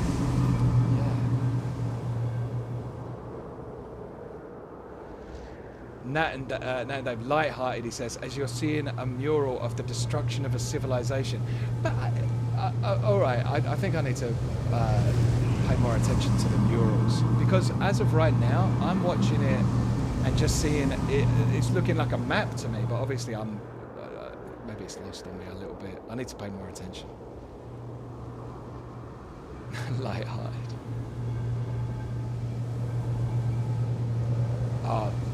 Misty says, same here, usually to learn about whatever game I'm playing. Yeah, I like watching on YouTube as well.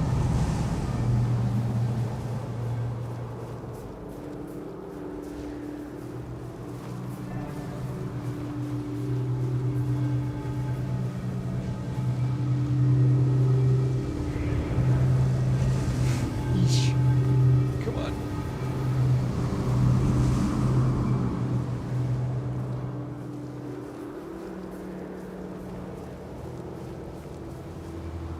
Liking it so far? Oh, good.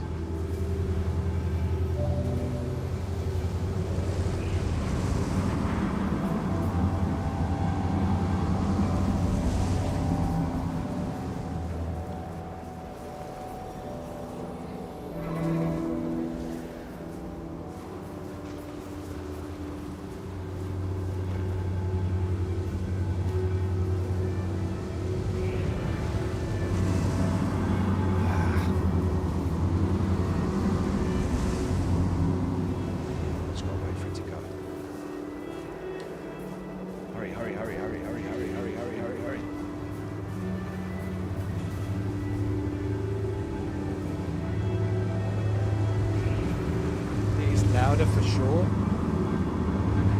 Oh, yeah, thanks so much for telling me. Yeah, that's the kind of stuff I need to know.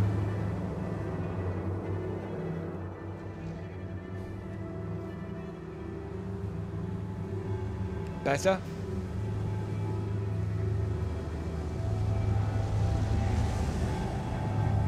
Better now?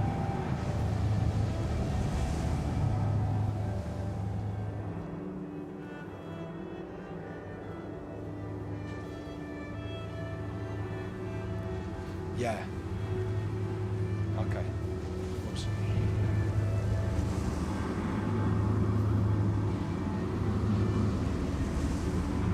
ESO was my first YouTube gamer. Is that the what do you call it? What's that game? ESO. It's like a fantasy game. Elder Scrolls. That's right. Elder Scrolls Online. Yeah, that you were watching Elder Scrolls Online. That's a lot of fun. That game. The combat can get a little bit repetitive for me, but it's nice. You know, it's just nice to play. That was the gamer's channel name. Oh, I see. Oh, maybe that's the game that they started with. Maybe.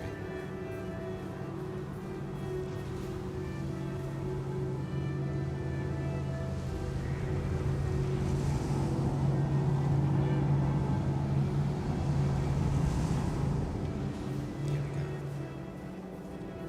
Lots of Skyrim vids. Oh, Skyrim is just, that's peak for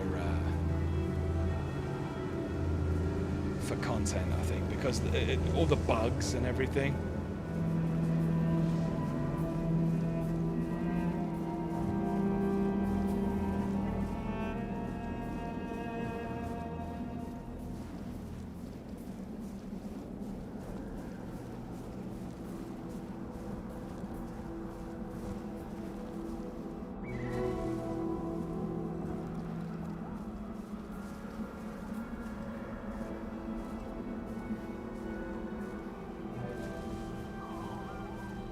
I loved Morrowind back in the day. Yeah, I've never played Morrowind. I know that they did a remake of Oblivion, right? Well, I wonder if they'll do one.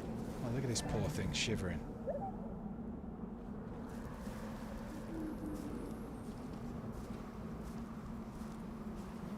I wonder if they'll do a Morrowind remake. I heard that they were going to do Fallout New Vegas or something. I would love to play that. I missed that completely.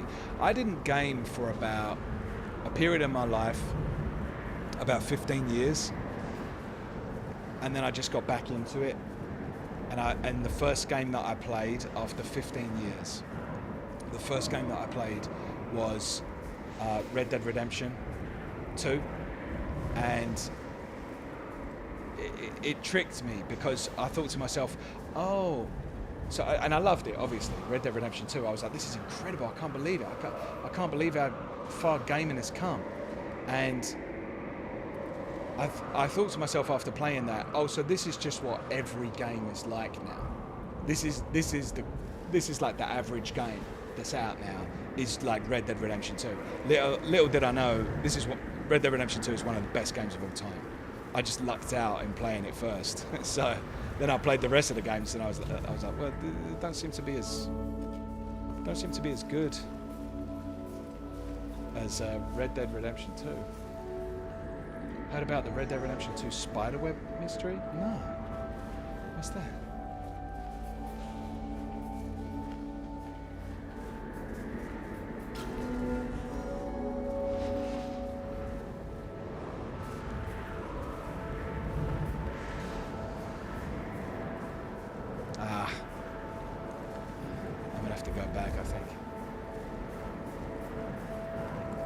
Recently found. Spiderweb mystery.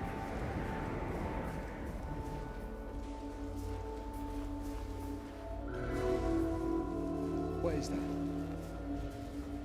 I think I've heard that they officially said that there will not be a remake of Morrowind, but don't know for sure. That's a shame.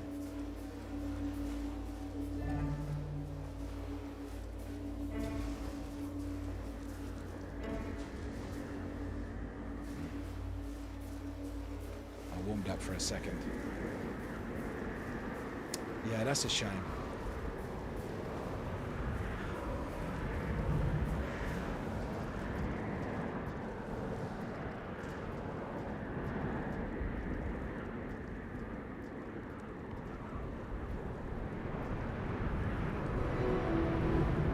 Yes. Come on, quick.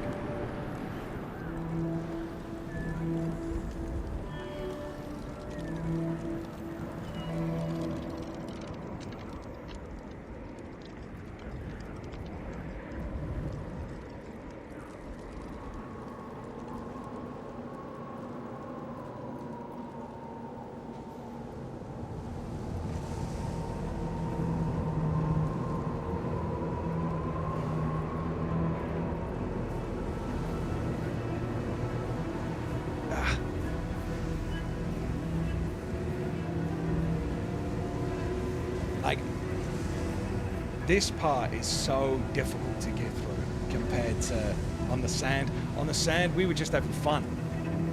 It was so beautiful.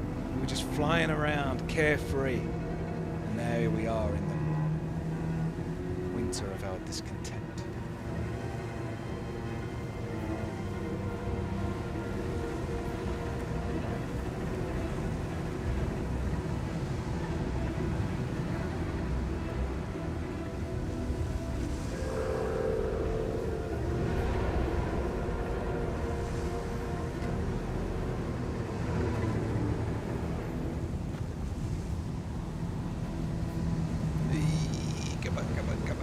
Come on.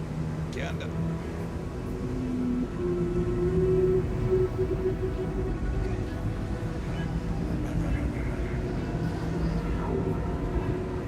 And then someone else said another good game to play. I think what I'd like to do is play a game, like a kind of longer game, and then just have it divided up by shorter games like this. So someone said another good game would be, what is it called? It's another one where I'm going to forget the title. Not Little Nightmares, but it's kind of like Little Nightmares. Is it called Alone? Is that what it's called?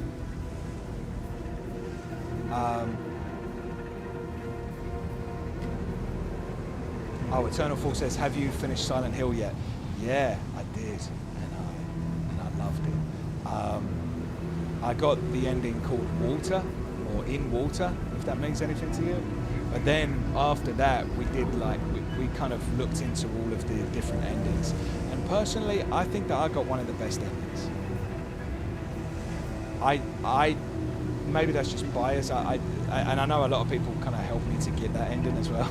They were kind of directing me to getting that ending. Moustache Man and Mr. Mortis were helping me out with that. But yeah, I really like the ending that I got.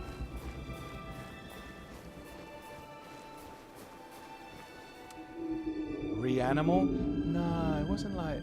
It's not called Reanimal. It's. Sorry, one second. Let me just look it up. I'll tell you what it is.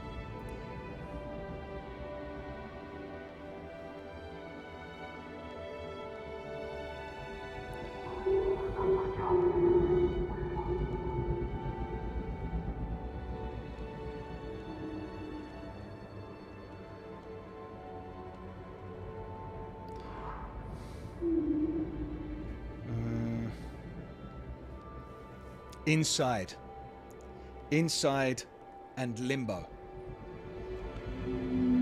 That's what it's called. And I think they're kind of like between 3 and 6 hour games. Oh, Eternal Fall says, Kingdom Come with all the DLCs? Yeah, nice quick one.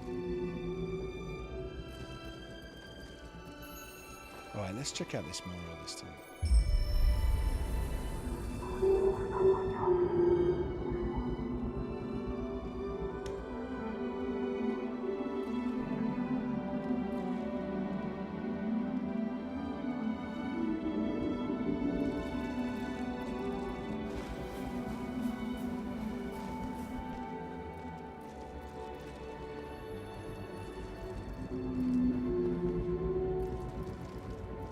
I would love to play Kingdom Come too, by the way, or Kingdom Come. And I think someone asked me the other day, like, what would be my dream voice acting job? Something like that. Something where I'm in some fantasy game. I know Kingdom Come isn't a fantasy game, but you know, like some medieval game. Something like The Witcher 3, something like Kingdom Come 2. I would absolutely love that.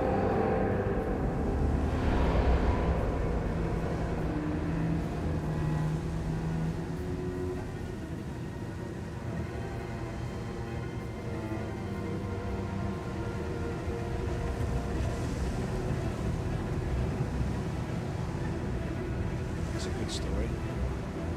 Oh, get back in. Sorry.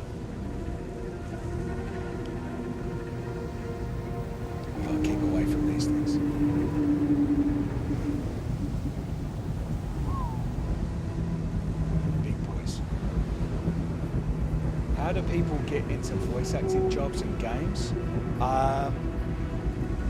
Honestly, someone's got to tell me that. I think you need an agent, and I'm one of these people. I love doing creative stuff. I love, you know, I love voice acting. I love, but you know what I'm really bad at is organizational stuff. You know, getting all the clerical stuff all in place, applying to agencies, all that stuff. I'm really bad with that stuff.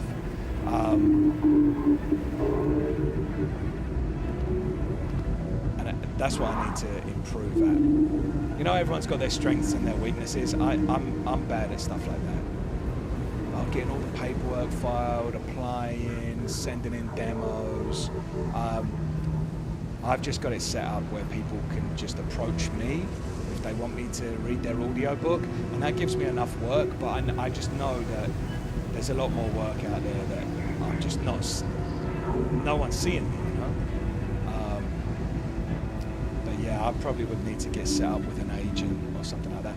Or maybe you would get...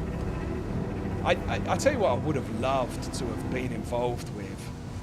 I just missed the boat, and I think this is something that I could have got involved with, is Fallout. Is it called Fallout UK or something like that? Oh, look at this. This is stunning.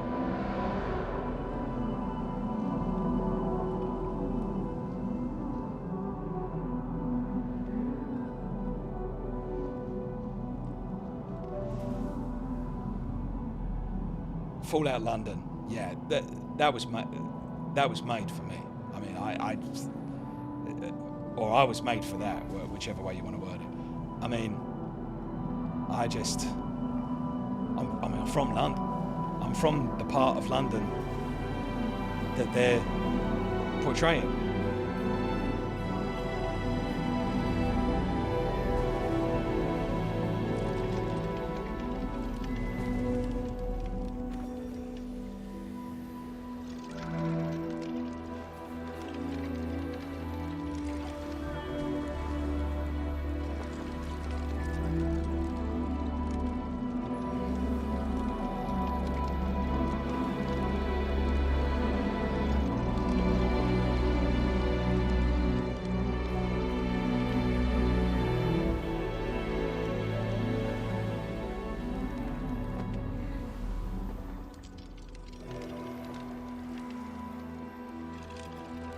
Let's just look back on that for a second.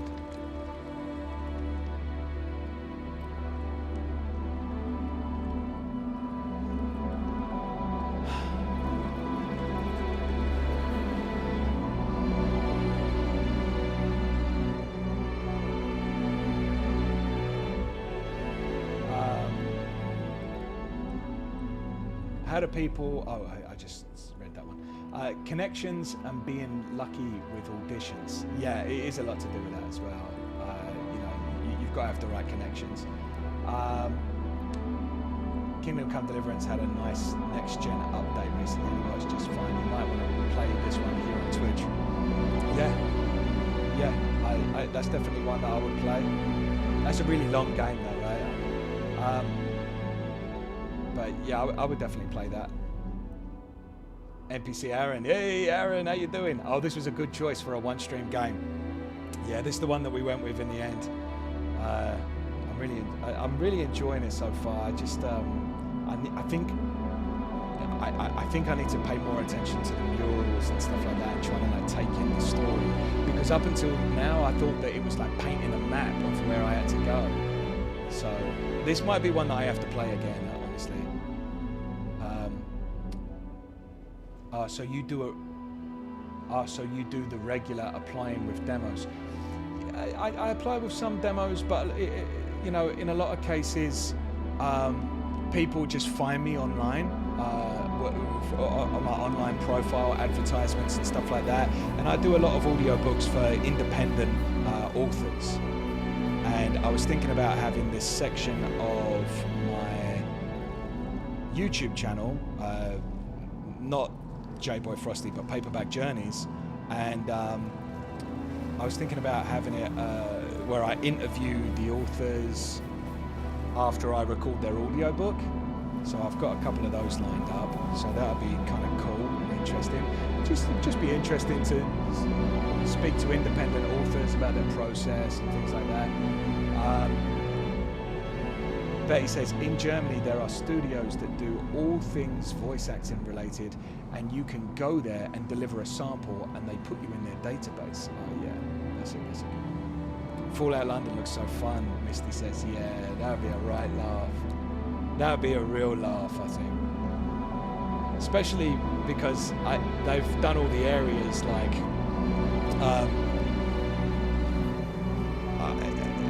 a kind of dystopian version of all of the areas that I would have been knocking about in as a kid.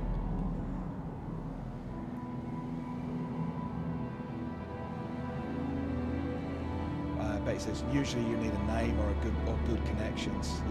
Yeah, you need good connections, I think. This game felt so magical playing it on release. Oh, I bet. HP Bioshock.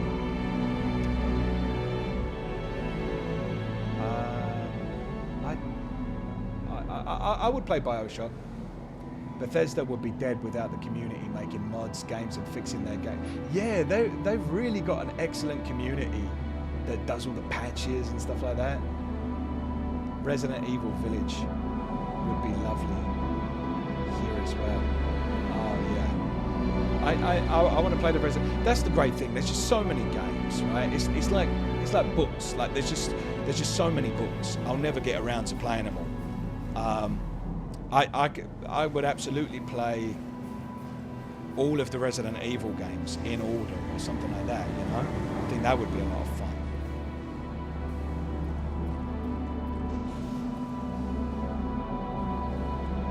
Foxmilk says, I recently played Unpacking. Quite surprised with the story telling purely with only the environment, no dialogue, no text. Yeah, Unpacking is great. Did not expect the storytelling there. Moustache Man says. Yeah, I don't know that game. I haven't heard of that game. Oh, look at this.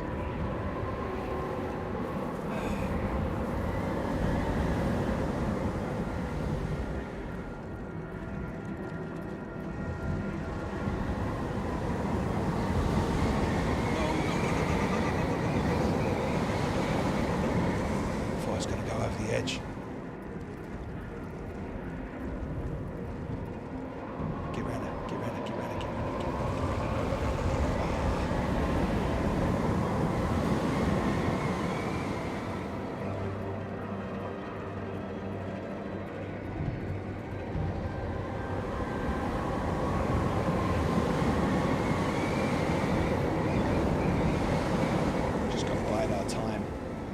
Stairs. Come on, quick as you can. Quick as you can. No! No! Come on, go! Quick as you can.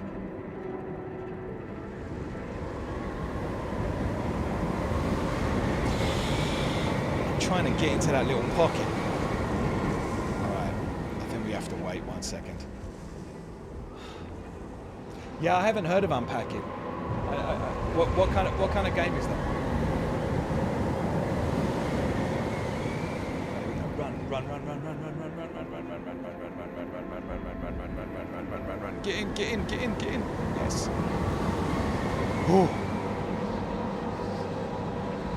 I don't know where I need to run to next.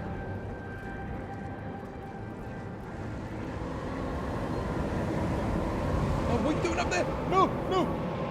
I died. What? Oh, okay, I was supposed to go there. Thanks for the bits, Misty. Really appreciate it.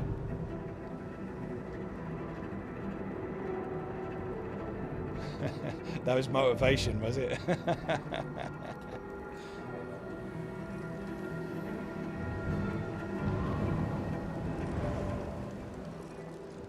Go. Up you go. Nice. I thought I died.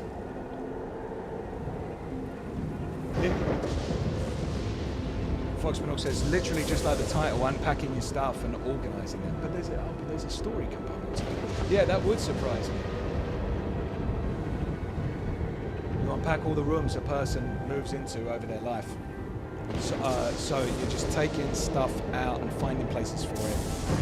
And they're able to tell a story just by what things this person takes with them and where you're able to fit it in the new place. Oh, that's interesting.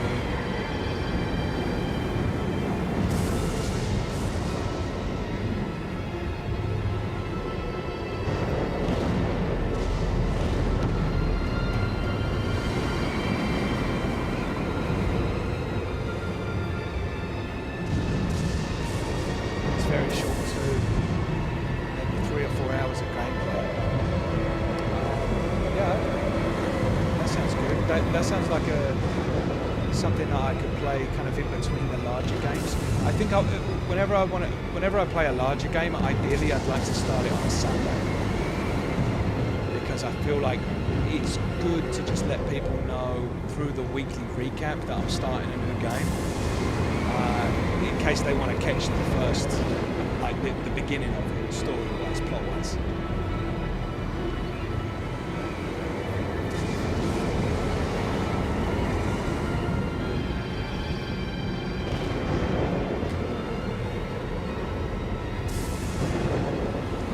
Aaron says, I'm so close to being done with the second book for this Hugo podcast project. It's been a real bear to get through, but it's the type of book that makes me drowsy every 20 to 30 pages. What book is that you're reading for the second book, Aaron?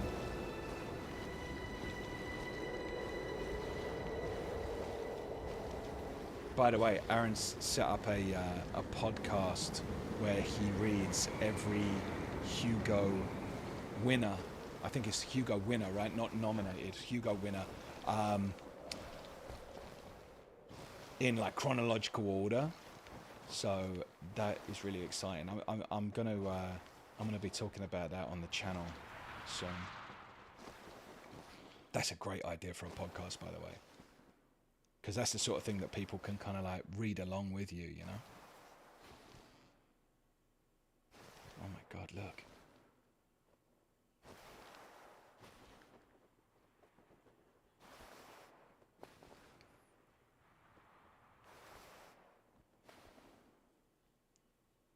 Come on. Am I dying?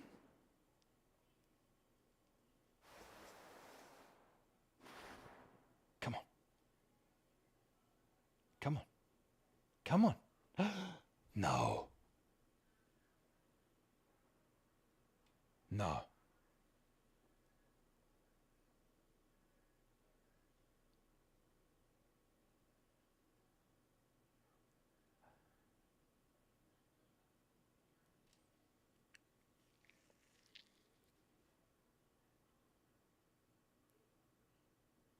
Come on.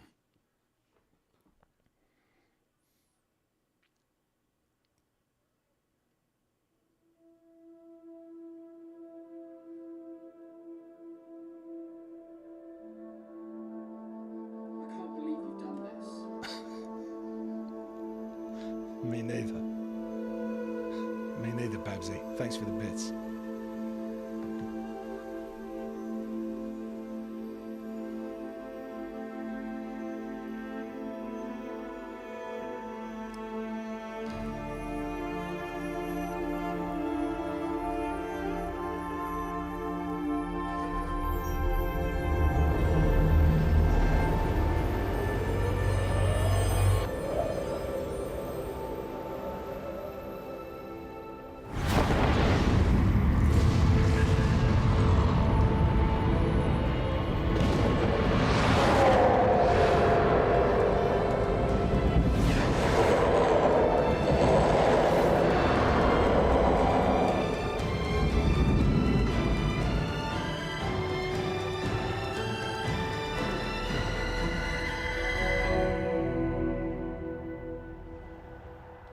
came out the other side.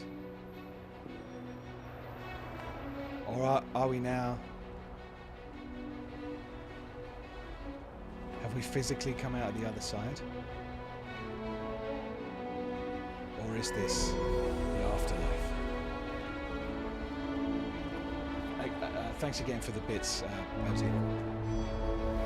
Look at this. Look at this. We're flying again. We're back on top, guys. Look how stunning this is. I sort of want to turn around, but I don't want to ruin the rhythm of the flying. Let me just turn around real quick. Look at that. This is my favorite when I'm flying with my friends here. My friends.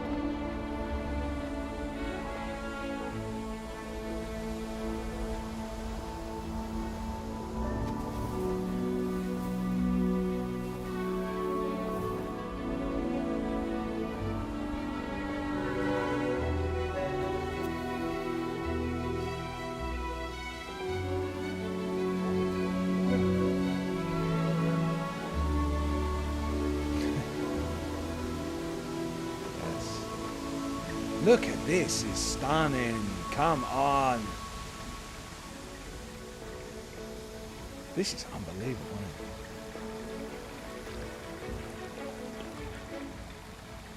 And the music, everything, just all married so well together, isn't it?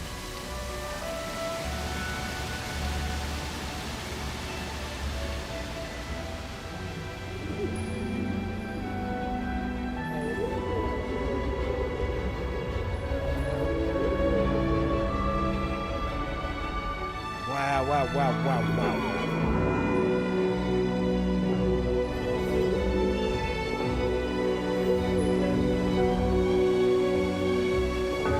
Let's check this out.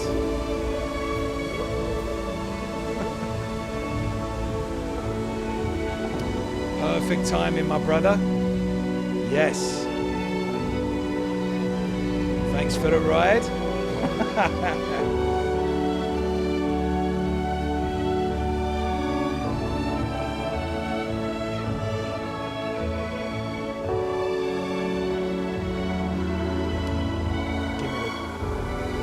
Take me on the scenic route, mate.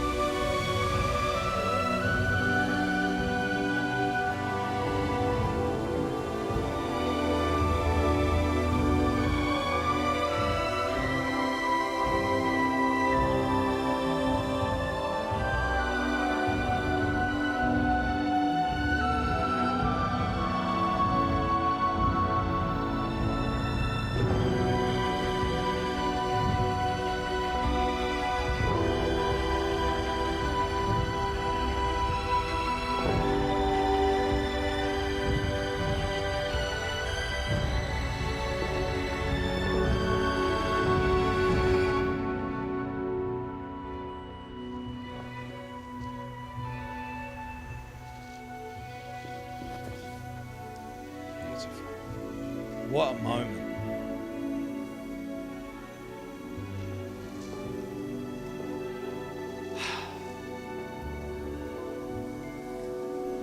Very nice.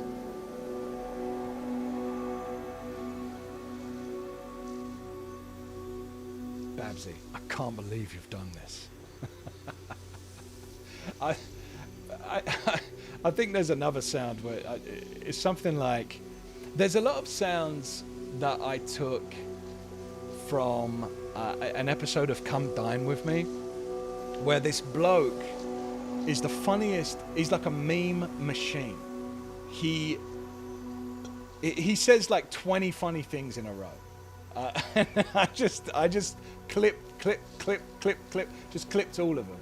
And then I put them as sounds. I think one of them is, "You've ruined my night. Get off my property." It's something like that. And then he says, "Take your money. I hope it makes you happy. And I hope you use it to," what does he say? "I hope you use it to buy some lessons in grace and decorum.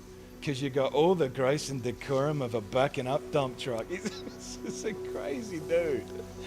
And the funniest thing is, he's not trying to be funny. He's trying to insult this person. And it's the funniest thing you've ever heard. Get off my property. Wow, look at this.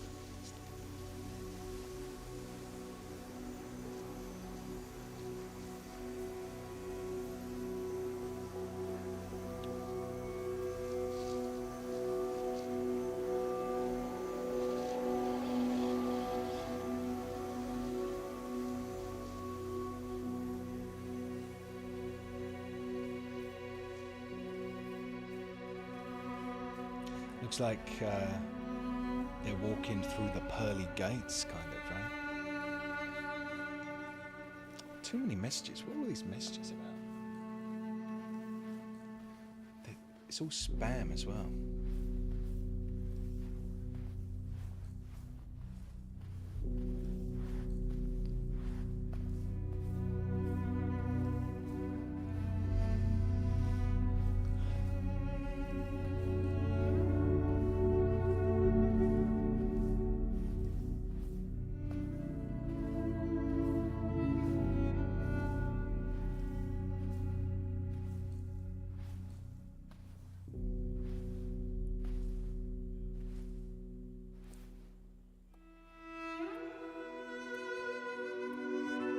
What's going to be on the other side?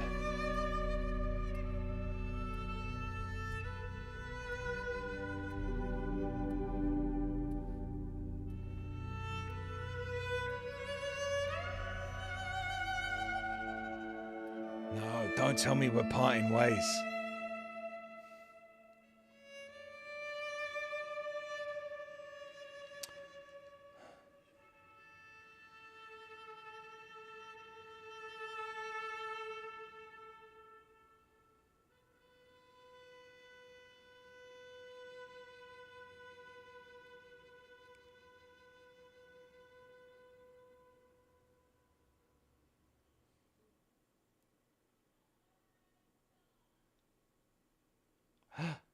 I thought it was... Is it the end?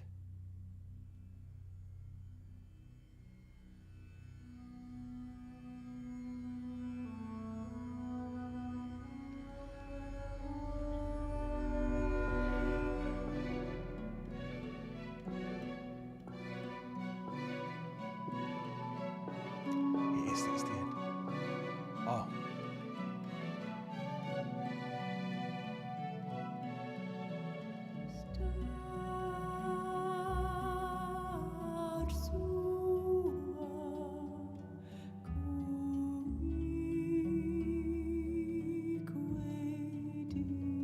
Wow. That was an experience. Now I have to go back down another rabbit hole.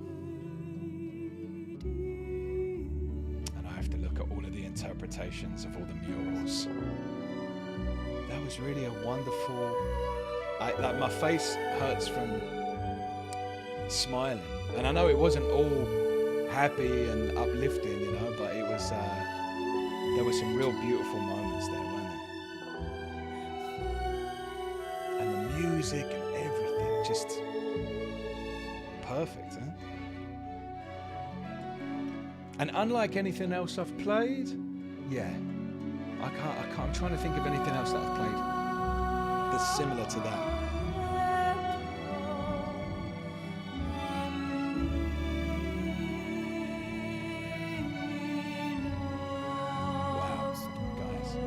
Thanks for joining me on that journey. It's not the end of the stream. I'm going to continue to go. What we might do is take a look at maybe some videos about this game, and we can just have a discussion about it. We can just hang out and talk about it. But yeah, I thought that was really excellent. Great suggestion, everybody.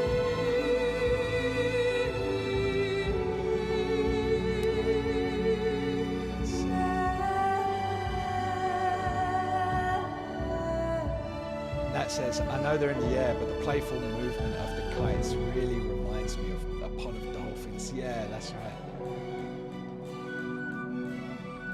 Foxmanor says, better than me getting old and playing Crime Scene Cleaner. Yeah, I've seen that. That's very popular at the moment, right? Crime Scene Cleaner. Betty says Crime Scene Cleaner is great. I've seen a few people play that. Yeah, it's a pretty good game too.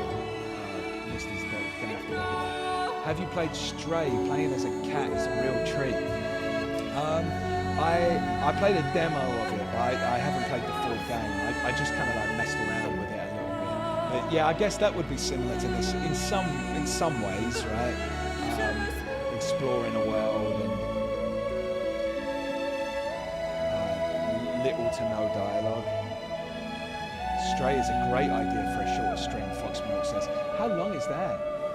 NPC Aaron says, did you run into a second player? I imagine that's probably not something that happens playing this now. I did. I ran into a second player and it was really nice. There was the two of us kind of like traveling along. But what happened was I had to choose between hanging out with them and reading the chat. And so basically what I said is like, I've got to choose between this friend or these friends, you know? So yeah, I chose these friends over here, and I think that person just got bored of me and went off. So, but it was nice. It was a nice little fleeting moment.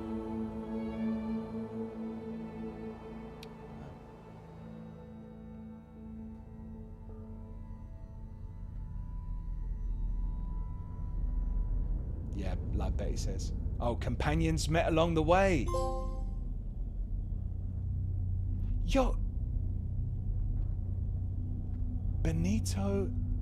Listen, I have a Patreon subscriber called Benito. Do you think it was them? And Murims. That's lovely, huh? I met two people. I thought it was the same person each time. Oh, I love that. I love that little detail. Back in the day, was there a lot more people that you kind of bumped into? Or was it normally just one or two? I wonder if it was them. I wonder if it was old Benito. No, it's not Benito. It's Bendito. Oh, no, I don't think it's them. Could be. NPC Aaron, oh good, that was the magic of this game on release. They didn't really announce it as a multiplayer thing, so you'd see this other little you show up, and over time playing with them you'd realize it was another person and you were helping each other and trying to communicate without words, and it feels really special. Yeah, we were kind of like boosting each other up to climb up walls and stuff. It was great. We dead? I think we dead. I think we dead. Yeah, Betty, I think we dead. If we play it now, we kind of are lonely then, since not too many people play this. Yeah, but we got each other, Foxmanor. Misty says that was beautiful. Really, it really was. Foxmanor says, a beautiful remedy after Silent Hill 2. Yeah, that was lovely, Rachel says. Yeah. I've just added the album to my reading playlist. I think I could end up bawling if I pair this with the right book. Yeah, honestly, I think that is such a reading hack, if you want to call it that. An immersion hack is playing music while you read. I think it improves it. It improves reading. If you pair it well, it improves reading by like 25%. I really think... Don't get me wrong, sometimes it can go wrong. It can be the music, especially if you're just listening to ambient music, it can get really excited in a soft, tender moment, and then you've got to turn it off or something, pick a different track. But yeah, normally I try and pair it up with a handful that I know are pretty consistent, and I don't know what it is. It's like it's sharp. It makes everything HD. It sharpens everything in my mind. That's obviously the reason that they use music in movies, you know, to heighten the emotions. So it's not nothing. Game volume is a bit loud now. Oops, sorry about that, Betty. I've got to work this out. I've got to work this out because I don't know what I'm supposed to change. I don't know. I know how to make it. I'll look it up. I'll fix it. I'll fix it. Sorry about the volume. I think Stray would definitely be more than one stream worth, Nat says. Stray is about 6 hours normally. Okay, so we can put that on a couple of streams. Nat says, yeah, so many people played this when it first came out, but never so many that things got laggy. Right now, I'm pairing Aphex Twin with this old sci-fi book. Oh yeah, what book was that you're reading right now? Let's check something out. That was so good, guys. I really liked that. Let's check out some theory videos, some game theory videos and stuff like that about this, about the murals, the interpretation of the murals. Nat probably knows all about it. Nat's like, yeah, maybe do that, yeah? Maybe do that. Put on some headphones and play it again and play it properly.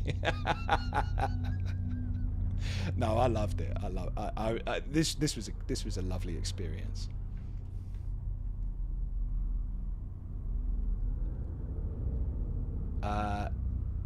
Depending on the printing, it's either called the Forever Machine or They'd Rather Be Right.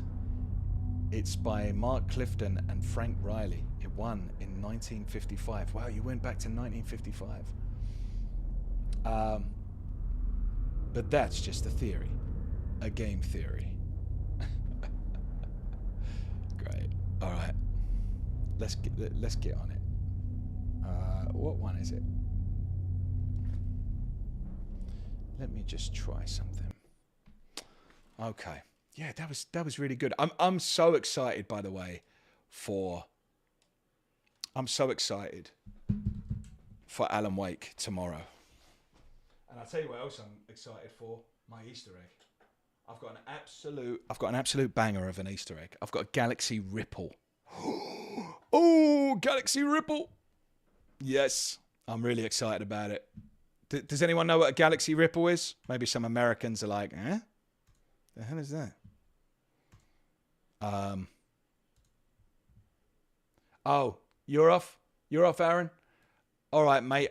What I'm going to do is check out what you're listening to, though. You said Aphex Twin. I'm gonna check that out on YouTube as well.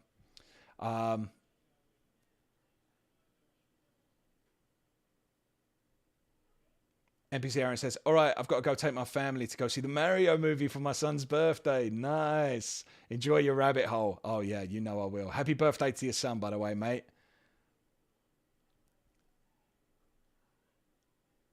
Nice. All right, let's take a look at this. What did he say he's listening to? Aphex. Where was that? Let's take a look at what he's listening to. Aphex Twin.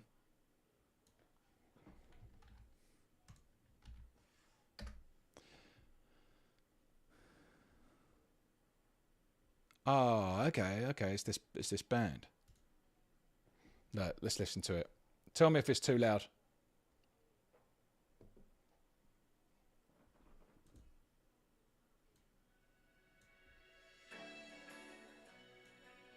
Oh, he's listening to this.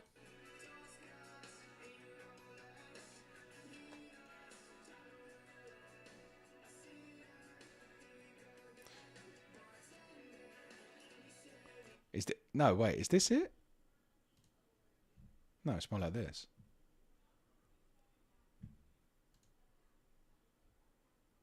Like this. Ah, ads. What is Google Gemini? Is that AI? Oh, $10 for a large pizza from Pizza Hut. Let's go. Pizza is one of my many weaknesses.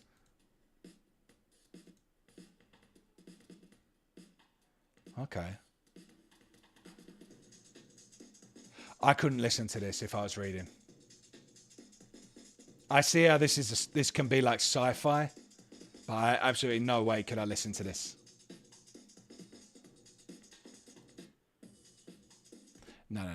There's no way that I could listen to that. Oh, you was listening to their more older ambient stuff. Oh, okay. Well, yeah. I will. If you want to send something over, we'll listen on the next stream. That sounds pretty sweet. Yeah. Send me some links. Yeah, that'd be wicked.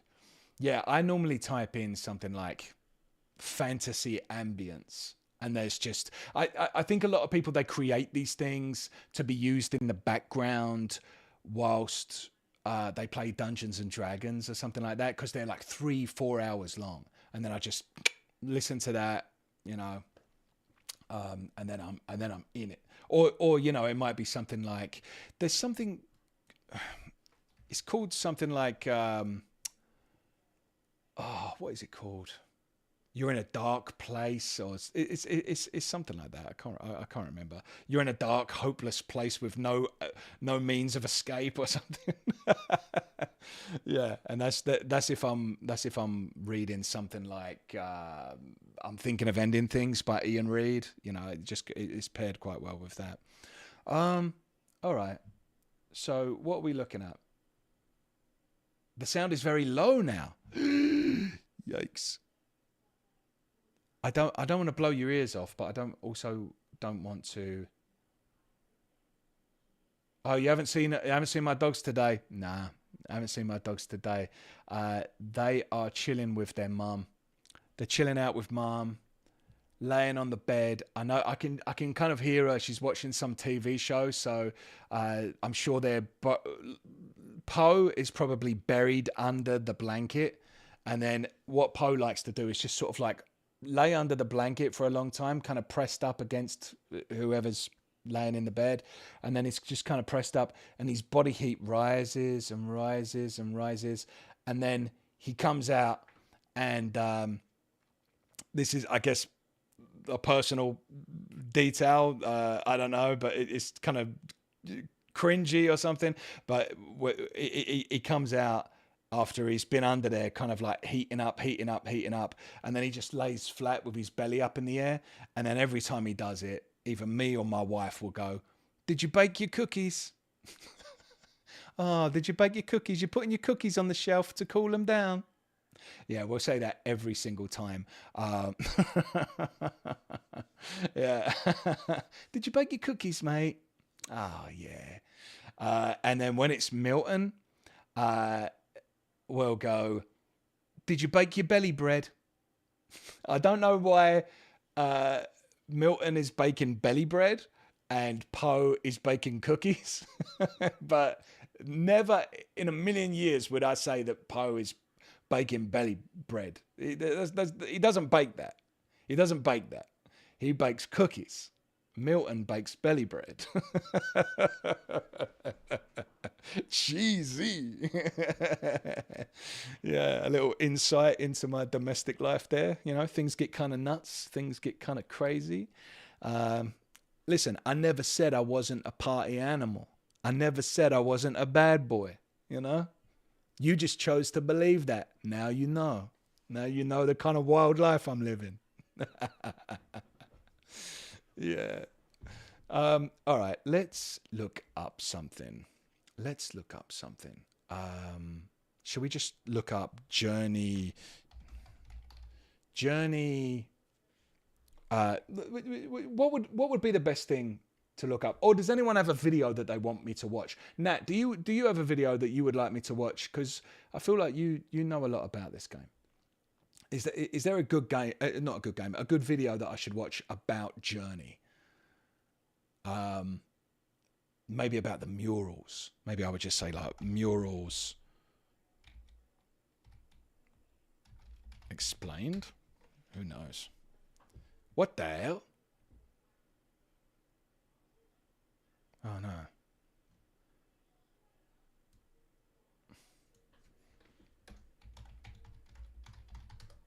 Something like this.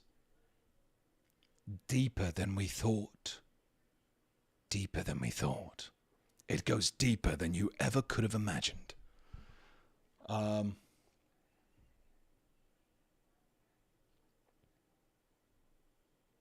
This seems like a good one. 13 minutes long. Do you want to watch this? Or do you have a better one that... Or anyone, you know. You awake at night, pondering over the author's intent to cause opening. The new value feast is here at KFC. Man, Colonel Sanders looking fly. Crispy KFC snacker and a drink for just $7. Because for a little price and a lot of chicken, the only move is finger licking good. Get it today, starting at... All right, you got to go, Misty. All right, well, thanks so much for joining us, and I'm looking forward to tomorrow. If you want to hang out tomorrow, we're going to be playing Alan Wake, which is kind of like Stephen King getting lost in one of his own stories. So I feel like a lot of people in this community would like that. We've got a lot of Stephen King fans, I think. All right, have a good one, Misty. See ya.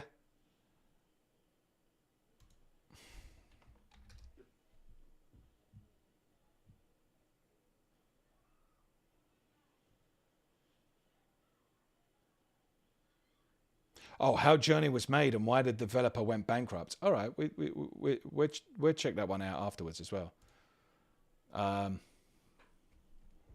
Let's watch this one. Journey Game Explained. We'll watch this one and then we'll watch that one afterwards. Thanks for sending that over, Moustache Man.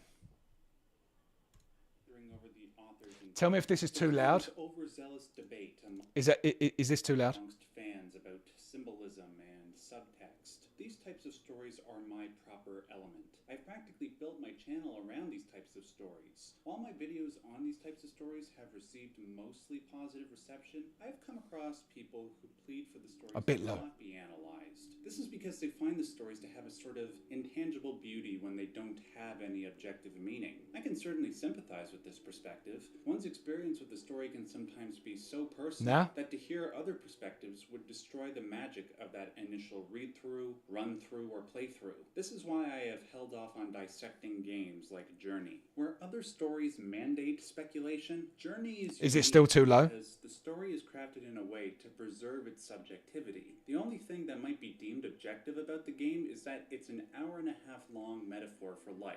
Aside from that, the things one might read into the game are as complicated and varied as human beings themselves. This allows for the game to be universal, in the sense that everybody is on a journey through life, but it also maintains an intensely personal element for each person that plays it. What childlike wonder did you look back on when you were cruising through sand dunes? What intense feeling of love and warmth did you think of when you walked into the light at the end of the game? Yeah, that was one of the most emotional parts. But for me, definitely flying with the what are they called? What did you call them? That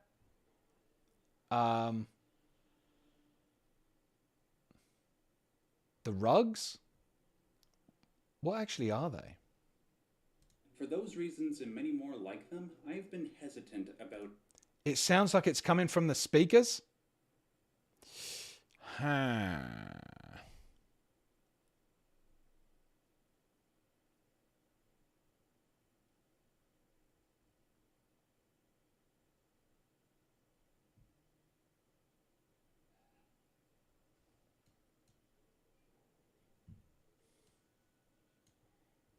analyzing Journey. Maybe the game isn't Now? supposed to have an objective meaning. Now what Maybe does it sound like? just be left alone. As a form of compromise, I will attempt to find an objective meaning to Journey, or at least something close to an objective meaning. But before I do, I want to acknowledge that, like everybody else who has played Journey, It sounds like it's coming from the speakers.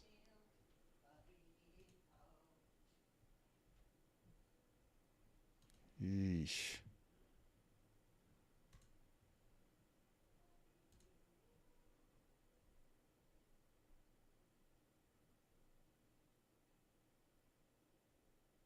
Oh, wait. Wait.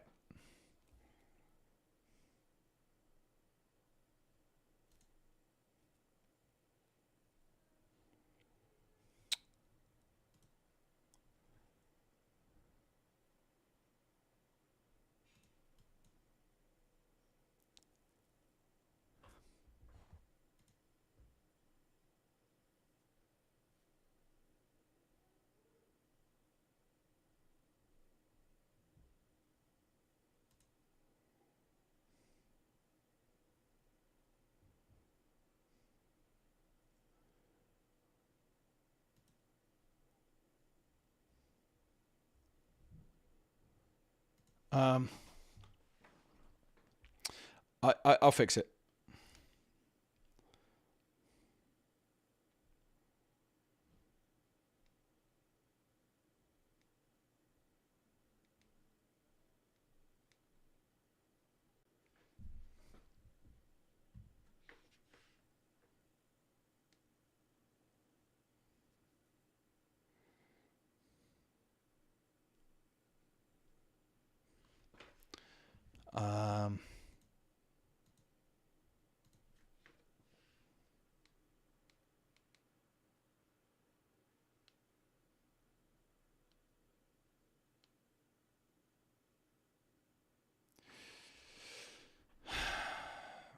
Settings.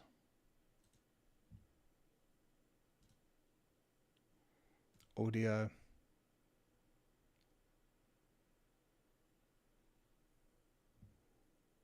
Desktop audio.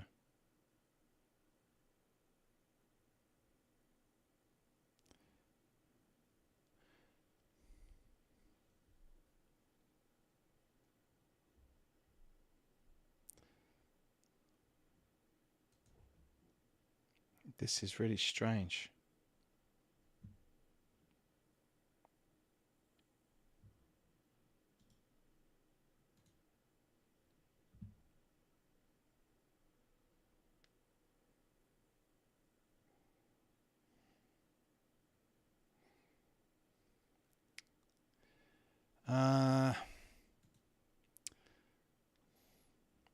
There's so many things that I need to learn about when it comes to this, you know.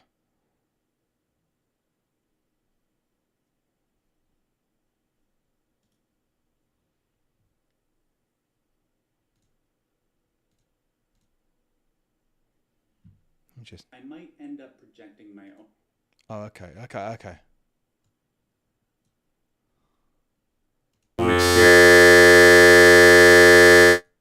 Jesus, sorry about that, everyone. I don't know what happened there. Sorry about that, if everyone got jump scared. Experiences on. Sorry. All right, it might happen again. Just get ready, cover your ears. Onto the game, whether it's my Is that any better? subjective interpretation or something approaching the author's original My neighbors say hi too. Ooh, sorry about that. Way better. intent, it's for you to decide. Needless to say, there are spoilers ahead.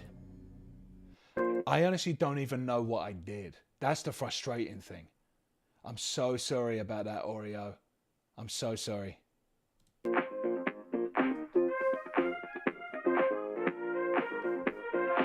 Sorry, everybody.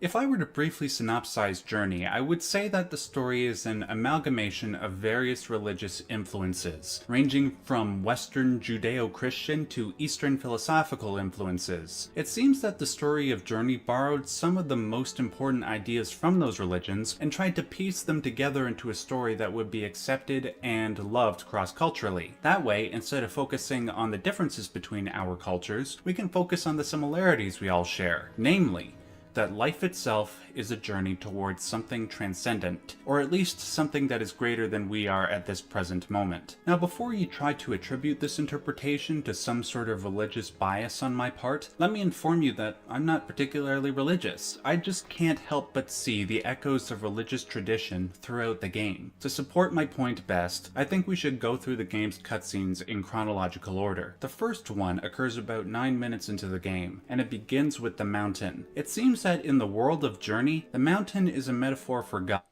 Oreo says, one can't lurk without a heart attack nowadays. Sorry. I know. But I don't know why it wasn't working. And then all of a sudden it was like crazy. And whether that's God in the Western sense or enlightenment in the Eastern sense, it doesn't matter. The mountain, like God, symbolizes the highest state, the highest point one can reach. Psychologically speaking, this was it's a great the thing part that of the all game. conscious beings Maybe my aspire favorite to. part. Not only is the mountain Like, tall, visually. beautiful, and mighty, but it is also the source of all things. I cannot be the only person who thought that the mountain birthing light was a reference to God saying, "Let there be light" at the beginning of the Bible. As we see in the cutscene, the light from the mountain gives birth to the stars in the sky, the birds in the air, the plants in the ground, and also the cloth creatures. Everything that comes from the mountain/God has a spark of divinity, hence the little balls of light which they all possess. By the way, pay attention to how those little balls of light come to be. First, they start off as alphabetical symbols for the musical language spoken in the game. Then as the symbols shrink, the living beings manifest around them. This seems like a reference to the Christian concept of logos. If I were to simplify what logos means, it is when God speaks that order is made out of chaos, that something is made out of nothing. When God says, "Let there be light," that is an example of the logos. It is the word of God creating the universe. In regards to Journey, it seems appropriate that when something is created, a divine word is spoken first. Moving on with the first cutscene, we see what looks like a part of God in the form of a ball of light, with random words emitting from it. Soon after, the ball of light gives birth to the iconic red cloth, displaying various symbols from the game's language. I'm of the opinion that the red cloth is the logos, the Word of God given physical form. The red cloth creates order out of chaos, physically and mentally. Think of the red cloth as sort of a religious text like the Bible or the Quran, holy books that supposedly come from the mouth of God himself. The red cloth symbolizes not only the supposed wisdom that God... Was everyone reading into this in the same way that this guy is? I mean, don't get me wrong, it makes a lot of sense, but I was not picking up on this as I was reading it, as I was playing it, I have to say. And that says, dude went to the extreme with this. Hope he cites all the references at the end of his thesis. I know. Like, he is going in. I was just going, wow, this is so beautiful. Oh, my goodness.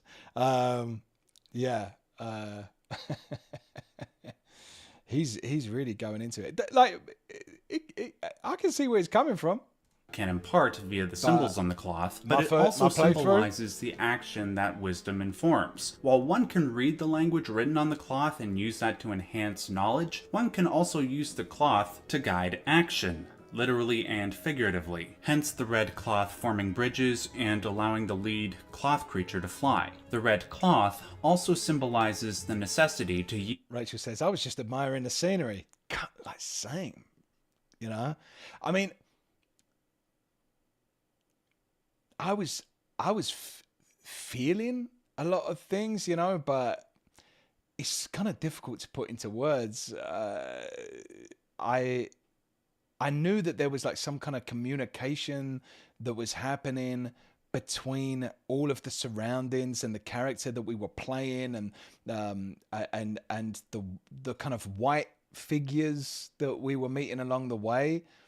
But yeah, I thought it was kind of moving, but I couldn't have formed a solid narrative or thesis like this guy's put use together. our words and action Then again, he's had a lot of time to think about this, you know, clearly. in harmony with God's wishes. If we do so, we can traverse the perils of life. We can reach greater heights. physically and spiritually. As long as the earthly word, the red cloth, was used to further the mountain god's wishes to foster life while also moving up the mountain, the cloth creatures would lead a beautiful, virtuous life. As we move to the third cutscene, notice how the words in the sky disappear. It seems that at some point long ago, the cloth creatures forgot their origins. They forgot what God's original intentions were. They thought they didn't need God any longer, and thus attempted to create their own earthly utopia. Instead of worshipping the mountain god, they created an earthly alternative. This is why we see the various pillars stretching up that giant hill. This symbolizes the cloth creatures foolishly trying to either imitate or replace God. What they forgot, however, was that all that exists was a product of God. What the cloth creatures...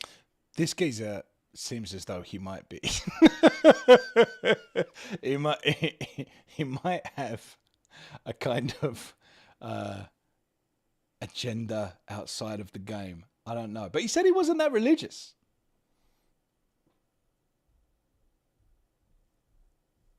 Yeah, everything has a theory, I guess, right? Yeah, that's right, Eternal 4. Creatures also did not seem to realize is that the Word of God was not meant to be used to create an earthly paradise. It was meant to help the cloth creatures make their way up the mountain back to God. They did not seem to realize that everything that is good on earth is temporary, and that the only thing good that is eternal is God. This is why in the fourth cutscene, we see the resources of Earth deplete. The light disappears and the cloth creatures fight over what is left. In order to protect what resources they had left, the cloth creatures split off. Moustache Man's not having it. Wait till you get to the Souls game lore, Elden Ring, Sekiro, etc. Well, people go deep on that as well. Into tribes and developed weaponry to protect their interests. This weaponry took the form of the flying. It'd be really funny if like we watched this guy's review of like Silent Hill 2, and he's like, Mary and Maria both never existed. In fact, James was just turning his back on God. Like everything is that. Like that's all of his theories. Sentinels. Instead of using the cloth to reach God, to preserve life on Earth with the intention of aiming for spiritual enlightenment, it's used for murder. The exact opposite of what God originally intended. To symbolize the earthly corruption of the Word of God, the Sentinels that were once made purely... Matt says he's secretly a Scientologist and will be turning you into the way of his robot space god soon. Yeah. I want this guy to make a video on the Prince of Persia. Yeah. I want him to make a video on Sonic the Hedgehog. Out of cloth were now given stone armor. Naturally, because everything on Earth is temporary, this fact extends to the cloth creatures as well. Millions die, and the only physical proof they existed... I didn't even see... Nat, you were right to blame it. I didn't even see that. Did everyone else see that? They're all buried. All of the civilization is buried under the sand. I didn't even see it. Are the gravestones strewn throughout the land. The only way life can continue is if God intervenes. This is why in the fifth cutscene, the stars illuminate once more and the cosmos... Watch this.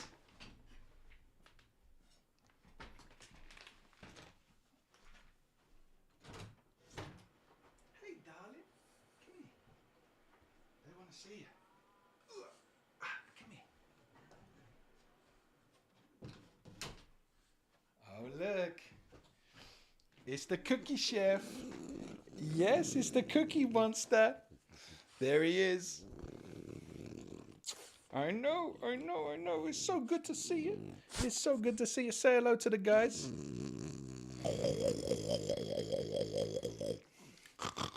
He's a little piglet. Good boy. Good boy. You been baking some cookies? All right, come in. Go see your mama.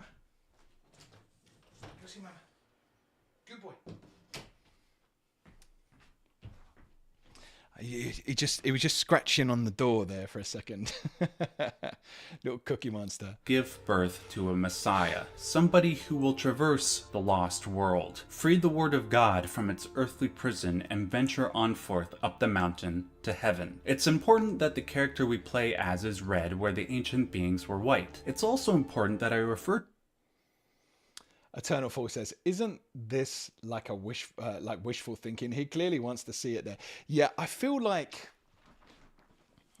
if you really want to see something, you can see it especially in something like a game like this, where it's just so ambiguous. You know, so yeah, you could project anything onto this. To our character as a Messiah. In regards to Christianity, there was the belief that Jesus Christ, the Son of God, was the Logos made flesh. The Word of... What's everyone in the comments saying? I remember when a person who was playing with me for a longest time left. Yeah. I kept playing and playing because I didn't want to leave my partner alone. That's nice. Who's here after Journey was made a free game on the PS4? I think I did get it for free. Yeah, some people are into it. Some people are really into it. All right, we can look at some more theories, but like let's look at this video as well, because this is the one that Mustache Man sent Journey over. was arguably one of the most remarkable games released in 2012, and its impact on the video game industry is still present to this day. However, the journey leading up to its release was one with many problems along the way. At one point, it even drove the development studio of that game company to bankruptcy a couple. Betty says, "That's what my art teacher said back in the day. You can make the biggest BS, but people will buy it if you explain it well." 12 months before Journey was released. In 2006, that game company agreed to a 3-game contract with Sony. The first game they delivered was Flow, the second Flower, and the last one was Journey. All 3 games were released on the PlayStation 3. The studio started development on Journey right after they had finished work on Flower in 2009. Genova Chen was the creative director of both Flow and Flower, so he once again took on this role for Journey. Nick Clark, who also worked on Flow and Flower, joined him as the lead designer. Additionally, many creators who worked on the previous 2 games joined Jen and Clark on the 3rd and final game for Sony. Kelly Santiago, the producer of Flow and Flower, did not return. This prototype had 2 players working together. This one could be played with 4 players in total. The developers quickly discovered that although having more players increases the number of interactions you can have as a group, it wasn't leading to that feeling of connection. That's what it looked like originally. For example, people would create situations where 3 players would leave the other player behind. That player would feel socially left alone, according to Chen. Therefore, the team decided... That's what happened to me. I got left behind. They were like, this guy... He can't even get on top of this building. To discard the 4-player prototype and move on to something that could support a more rich and personal 2-player experience. After the Dragon prototype, the developers moved on to 3D prototype. As mentioned before, one of Genova Chen's main goals was to create an emotional connection between players, and therefore he had to reinvent the very nature of online multiplayer. The goal was to create a game where people felt they are connected with each other, to show the positive side of humanity in them. A lot of games today I like have a that list a lot. of quests, I liked it when places to someone go, else showed items to up. It was collect, really and lovely. rewards to receive. We just ignore each other. So in order to make players care about each other, we have to remove their power and remove their tasks. Chen made it his mission to make the game feel as intuitive as possible so that players could explore the areas without direct instructions and feel a sense of wonder as they progress through the game.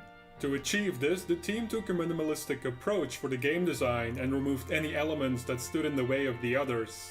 The more the developers started to remove, the more they started to see the game's true potential. We build our games like a Japanese garden, where the design is perfect when you cannot remove anything else. I think that by doing that, the voice of your work is more coherent. If you have a lot of clutter on top, the work may be more impressive, but you won't really know what it's trying to say. Games have to be emotional. People need to experience a powerful range of feelings.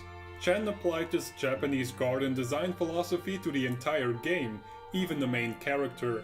As mentioned before, early design showed the character having arms, but when it was decided that arm-based climbing doesn't wouldn't be look nearly supported as in the good. game, the arms were removed. Yeah, that's The better. developers went back and forth on this, but Chen commented that he really likes the elegance and simplicity of the final design, and that it's essentially a The final design is infinitely better than the first. combination of all the factors the team wanted to capture. Another reason for removing the arms was to avoid players from thinking they were able to pick up weapons and deal damage to other players, since this would simply distract from the real experience. My work is easy because I use ClickUp. Here's how I keep track of all my tasks.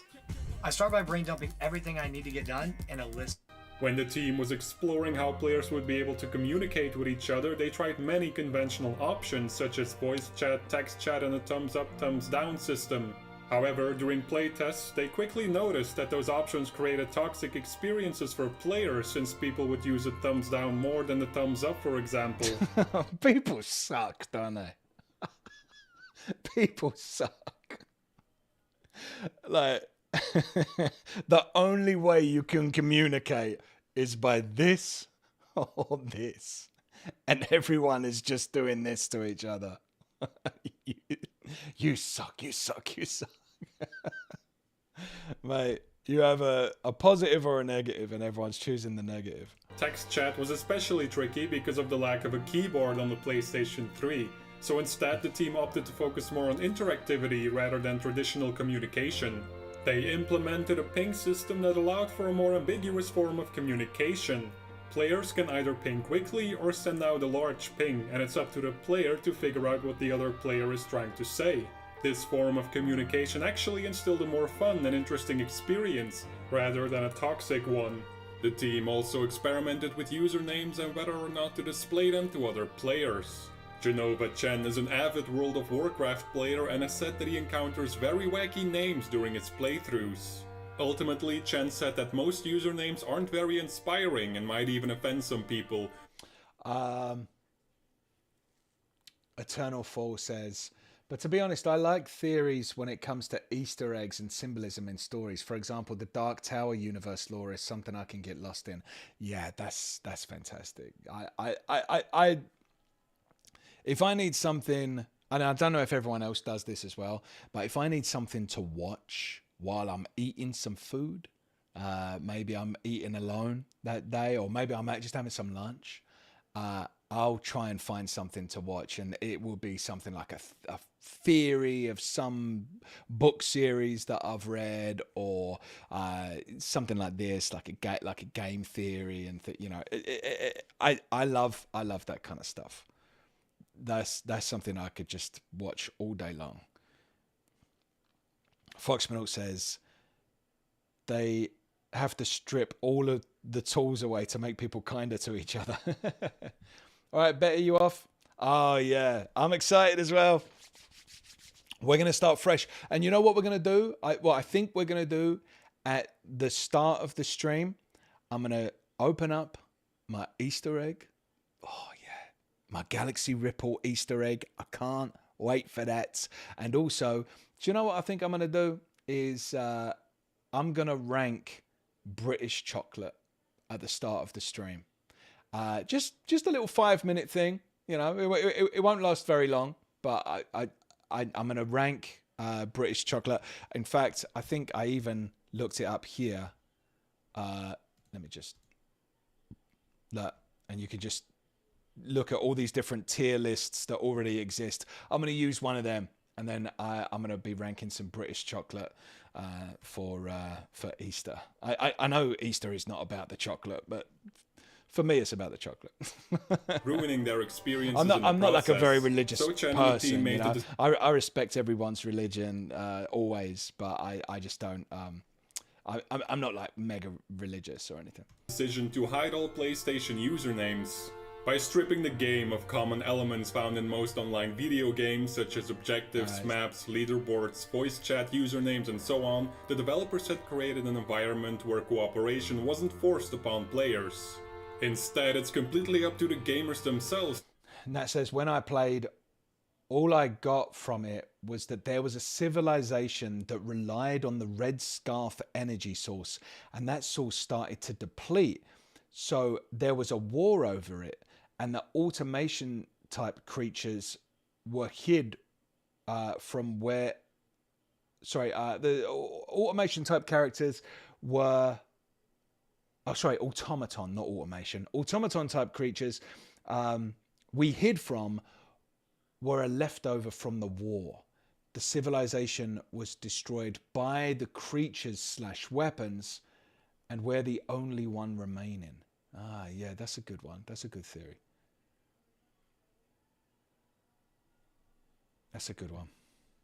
To choose if they want to share their journey with someone else. This is where the emotional connection comes from, according to Chen. If a player actively chooses to cooperate with someone else without being forced to do so, then that is the real essence of connecting two players. Robin Hunicke also added to this that it's about wanting another player to be there, as opposed to needing them to be there. This was a big challenge for the small development studio, but over time they came to learn how to overcome this task. Sony, however, wasn't too pleased with all the decisions about the online portion of the game. When Chen told the company about hiding the username, Sony insisted that the team change their mind, since multiplayer games sell better if you can invite your friends. Sony told the developers that the option to put your friend's name on the HUD had to be in the game. Eventually, that game company was able to convince Sony to remove usernames once Sony understood what the team was going for. Initially, Sony gave the team a year to complete Journey, but Chen and the other designers knew this was an unrealistic deadline, and that it more likely than not had to be extended eventually. Yet they never anticipated that it would take an additional 2 years to finish the game. After the first year, it was clear the game was far from finished, and Sony agreed to give that game company an additional year to finish Journey. When the end of year 2 was in sight, the developers were faced with a difficult decision. They felt that the game still wasn't hitting the emotional level that they were aiming for, but they had run out of time to iron things out. The team had to decide to either ship the game in its current state or ask Sony for another extension. That game company had come too far to release an imperfect product, so they asked.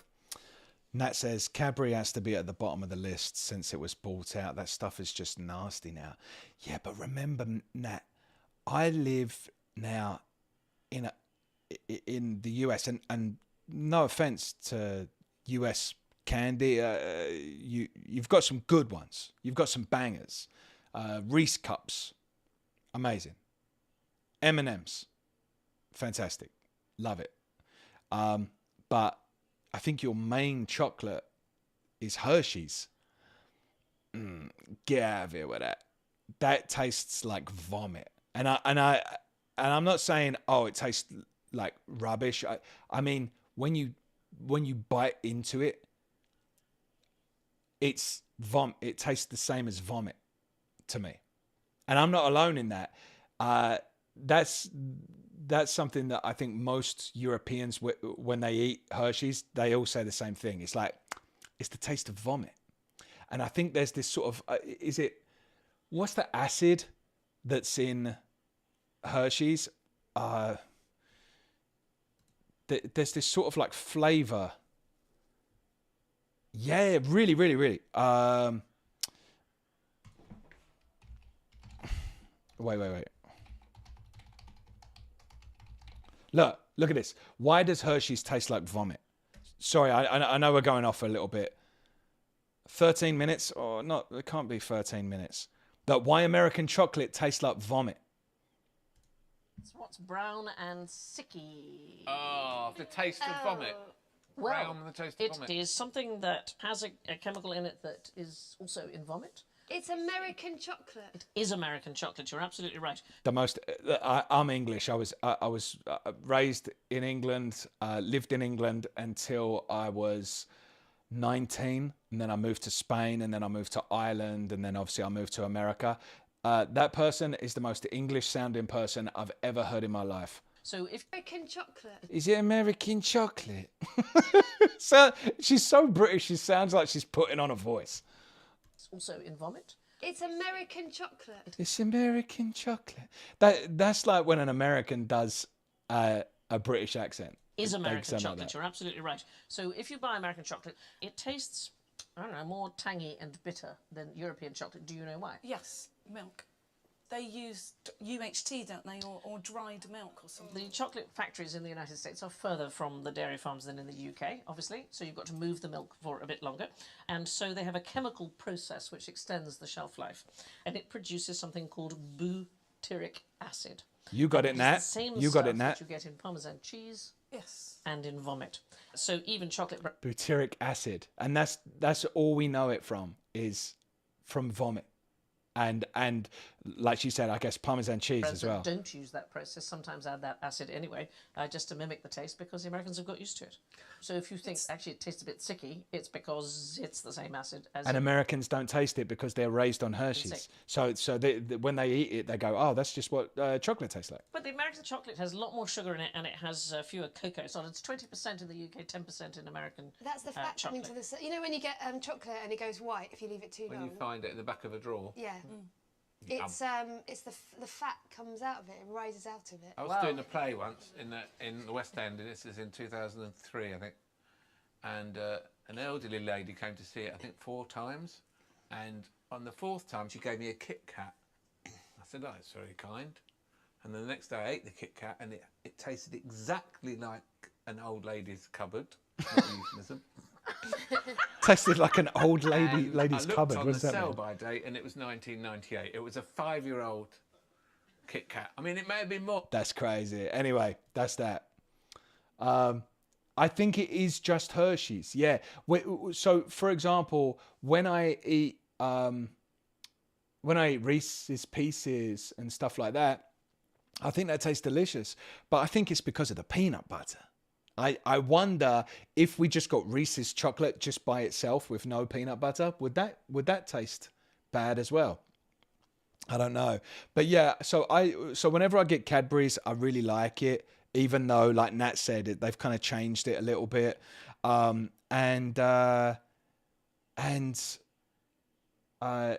Galaxy I love. And then you get stuff like Lindt. That's really good. All that Lindor stuff. And you can get that in America as well, right? All those little Lindor things. They're really fantastic. Like, they're just so delicious. Sony to give them But America has lots of amazing food. another year, which Sony And a lot agreed of to. great desserts. During testing, the ending of the game wasn't getting the emotional response the team had hoped for, but Chen was convinced they could take the game to a whole new emotional level after he witnessed an unusual playtest. This particular playtester experienced a bug just before the end of the game. When the player was about to ascend the summit, the game froze, which made it seem like the main character had died. This caused the tester to feel a kind of sorrow for the character. There was something very sad but pure about ending it all before the big climax of the game. But like, in my opinion, didn't it feel like we did die? I thought that we did. I thought that we'd frozen to death. And then after that, we got. It was like all of our ancestors had like surrounded us, or all of the people that had come before surrounded us, and it was like they was accepting us into the afterlife. Now I sound like I'm being all religious, but like, didn't it feel like that in that one scene? You know, when our character collapsed and laid in the snow, and then it kind of sprung up, and it was all nice, and we was in the clouds. Like I thought that was the afterlife, and then right at the very end, we kind of walked through into the other world. Yeah, that's what I'm thinking, Foxman Alt. But definitely, right? We did. By the way, both games I've played with you, we did. Happy accident sparked new ideas in Chen and the rest of the team on how to improve the ending and make it more moving. The last year of development was crucial for Journey, and the developers went above and beyond to make sure players would go through an emotional journey while playing the game. They especially made sure the ending was perfected by adding more animations while the player was struggling on the snowy mountain. Oh, that was great. Furthermore, they added whole new sections on the mountain and implemented a huge stone serpent to add more suspense. Lastly, they redesigned the summit section that they... Nat says, that's how it felt, unless we just went into hypothermic shock and had a hallucination. Yeah, but what is it that brought us out of it? What is it that brought us out of the shock? Like, we just sort of like came out the other side, maybe. Originally, this section was on rails, but they reworked it so that the character can be moved around freely. The developers wanted the player to have full control to walk towards the light. When everything was fully implemented, Chen said that 3 of the 25 playtesters cried at completing the game. Yeah. Unfortunately, a big chunk of Journey's development was riddled with stress among the team, because they were constantly worried about not having enough time and money to finish the game properly.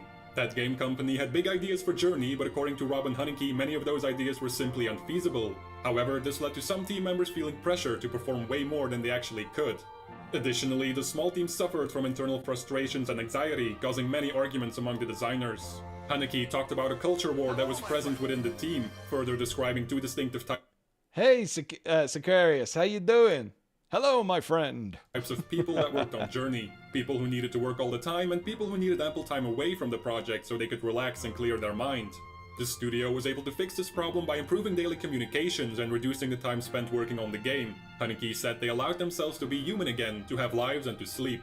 Although this change caused more delays, it had a very positive effect on the developers and created trust between them, which allowed them to be nice. Oh, wicked! And they've all got the scarves on. That's amazing. Yeah, doing real good, thank you. Doing real good. We just finished playing Journey, and now we're kind of looking into some of the history of how they made the game, and we was also looking into some of the lore as well. I'm probably going to do a little bit more later on, but yeah. Each other instead of arguing all the time. And then tomorrow we're going to be playing Alan Wake, and I'm very excited about that. Never played Alan Wake before, but heard a lot about it, and it seems like people are pretty excited about it. So even though Sony had given permission to extend the deadline for a third year, that didn't necessarily mean the studio had the money to keep the development going for that long. Genova Chen explained during a DICE Summit talk in 2013 that in the last half year of development they weren't able to pay some of the developers for their hard work. The company owners dipped into their own funds to finish the game, which inevitably took the whole company to bankruptcy a couple of months prior to Journey's release date. Luckily, this incredible risk paid off when Journey was finally released as an exclusive download for the PlayStation Network store on the 13th of March 2012. It was immediately met with high praise from both critics and gamers, and that game company had clearly accomplished their goal. Many reviews talked about the emotional impact of Journey and its meaningful cooperative experience, not to mention all the people that underlined its artistic significance. Yeah, this definitely goes down as one of the most beautiful games I've ever played, no doubt about it. It's stunning. And it's the combination of it wouldn't have been half as moving and impactful if it wasn't for the music to go along with the imagery. They just went so well hand in hand. Sicarius says, "Sounds great." Yeah, I'm so excited for it. So this is the plan. We're gonna do Alan Wake starting tomorrow, and then like however long it takes. I don't know how long the game is, but we'll finish that game. Then the idea is to go to like Alan Wake, the DLC, and then Control, because I think it kind of takes place in the same universe, and then Alan Wake 2. So we've got the whole calendar.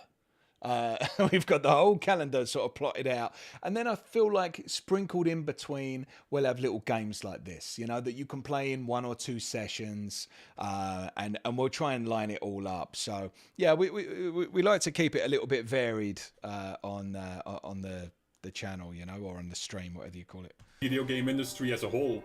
As a result, Journey won many awards and is still recognized to this day as one of the most important video games of all time. Aside from all the praise, Journey also broke sales records and at the time became the fastest-selling PlayStation Network game to date. On August 28, 2012, a collector's edition of the game received a retail release and had many extras such as the inclusion of both Flow and Flower, creator commentaries, art galleries, soundtracks for all 3 games, non-related minigames, and additional content for PlayStation 3. 3 years later, Journey was ported to PlayStation 4, and owners of the PS3 version were able to upgrade to the PS4 version for free. This new version came with better graphics, a higher resolution and frame rate, and improved texture quality. Studio Tricky Pixels, who were in charge of the PS4 port, commented that the PS3 version was a masterpiece of PlayStation 3 programming, and that translating all of this to a new CPU and GPU was an immense technical challenge. There were many thousands of hours spent making the remaster as faithful as possible, according to the studio. In 2019, Journey was also ported to Microsoft Windows. While that game company has accomplished all the goals they had set out with Journey, Genova Chen admits he's far from done with trying to make games more emotional and intellectually relevant. My biggest complaint for computer games so far is that they are not good enough for adults. For adults to enjoy something, they need to have intellectual stimulation, something that's related to real life. Can games make you and another human learn something intellectual and relevant from each other? Can game... Fox Minot says, Journey did show up when not many games like it yet become more popular genre. Kind of a pioneer. Yeah, it seems like Games make you and another human experience an emotion that's deep enough to touch adults? I'm working on all of that. Making emotional games and making them intellectually relevant. Making games where people can connect and come together. Yeah, very nice. Very, very, very nice. I loved it. I thought it was such a nice, as a few people worded it, nice palate cleanser after playing Silent Hill 2. But we're done with that. We're done with this, you know, this sort of like moving piece of artistry as we're gliding through the air. We're done with all of that. We're back in the gutter tomorrow. And we're playing Alan Wake, and I'm really excited about it. I've only got a very basic idea of what the story is about. And so, yeah, we're going to be starting that off tomorrow at 1 p.m. And it's going to be 1 p.m. until 4 p.m. Eastern Standard Time. I'm going to be playing it on the PS5. Yep. I'm going to be playing it on the PS5, and pretty much everything I'm playing all on the PS5. So unless there's a game that I really, really want to play that's not available on the PS5. Get ready to get back into toilet diving. Yes. If I see a toilet, just like Silent Hill 2, I'm going either hand first. If there's a little hole in the wall, head first. Let me look around. Yeah, we're getting back into the toilet diving ways. It's just more natural for me. Yeah, if there's a big hole, we're just gonna dive into it. Yeah, I'm really excited about it, and I hope that you are all excited about it as well. Thanks so much for joining me on this journey, literally. I thought it was a really nice experience, and I'm glad that you all shared it with me. It was just nice, wasn't it? It was nice.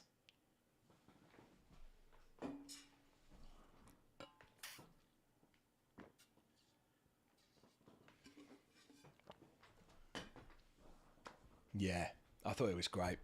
So, yeah, thanks so much, everybody. I'm going to end the stream now. I'll be back tomorrow. I'm going to be posting a video tomorrow as well. I probably won't talk about Journey in that video. I'll probably just talk about Silent Hill.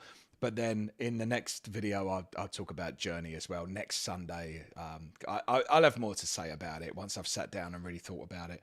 But yeah, thanks a lot, everyone. I hope you enjoyed the rest of your Saturday. I hope that I see you tomorrow. I hope that you join in with the Alan Wake journey that we're going to be having.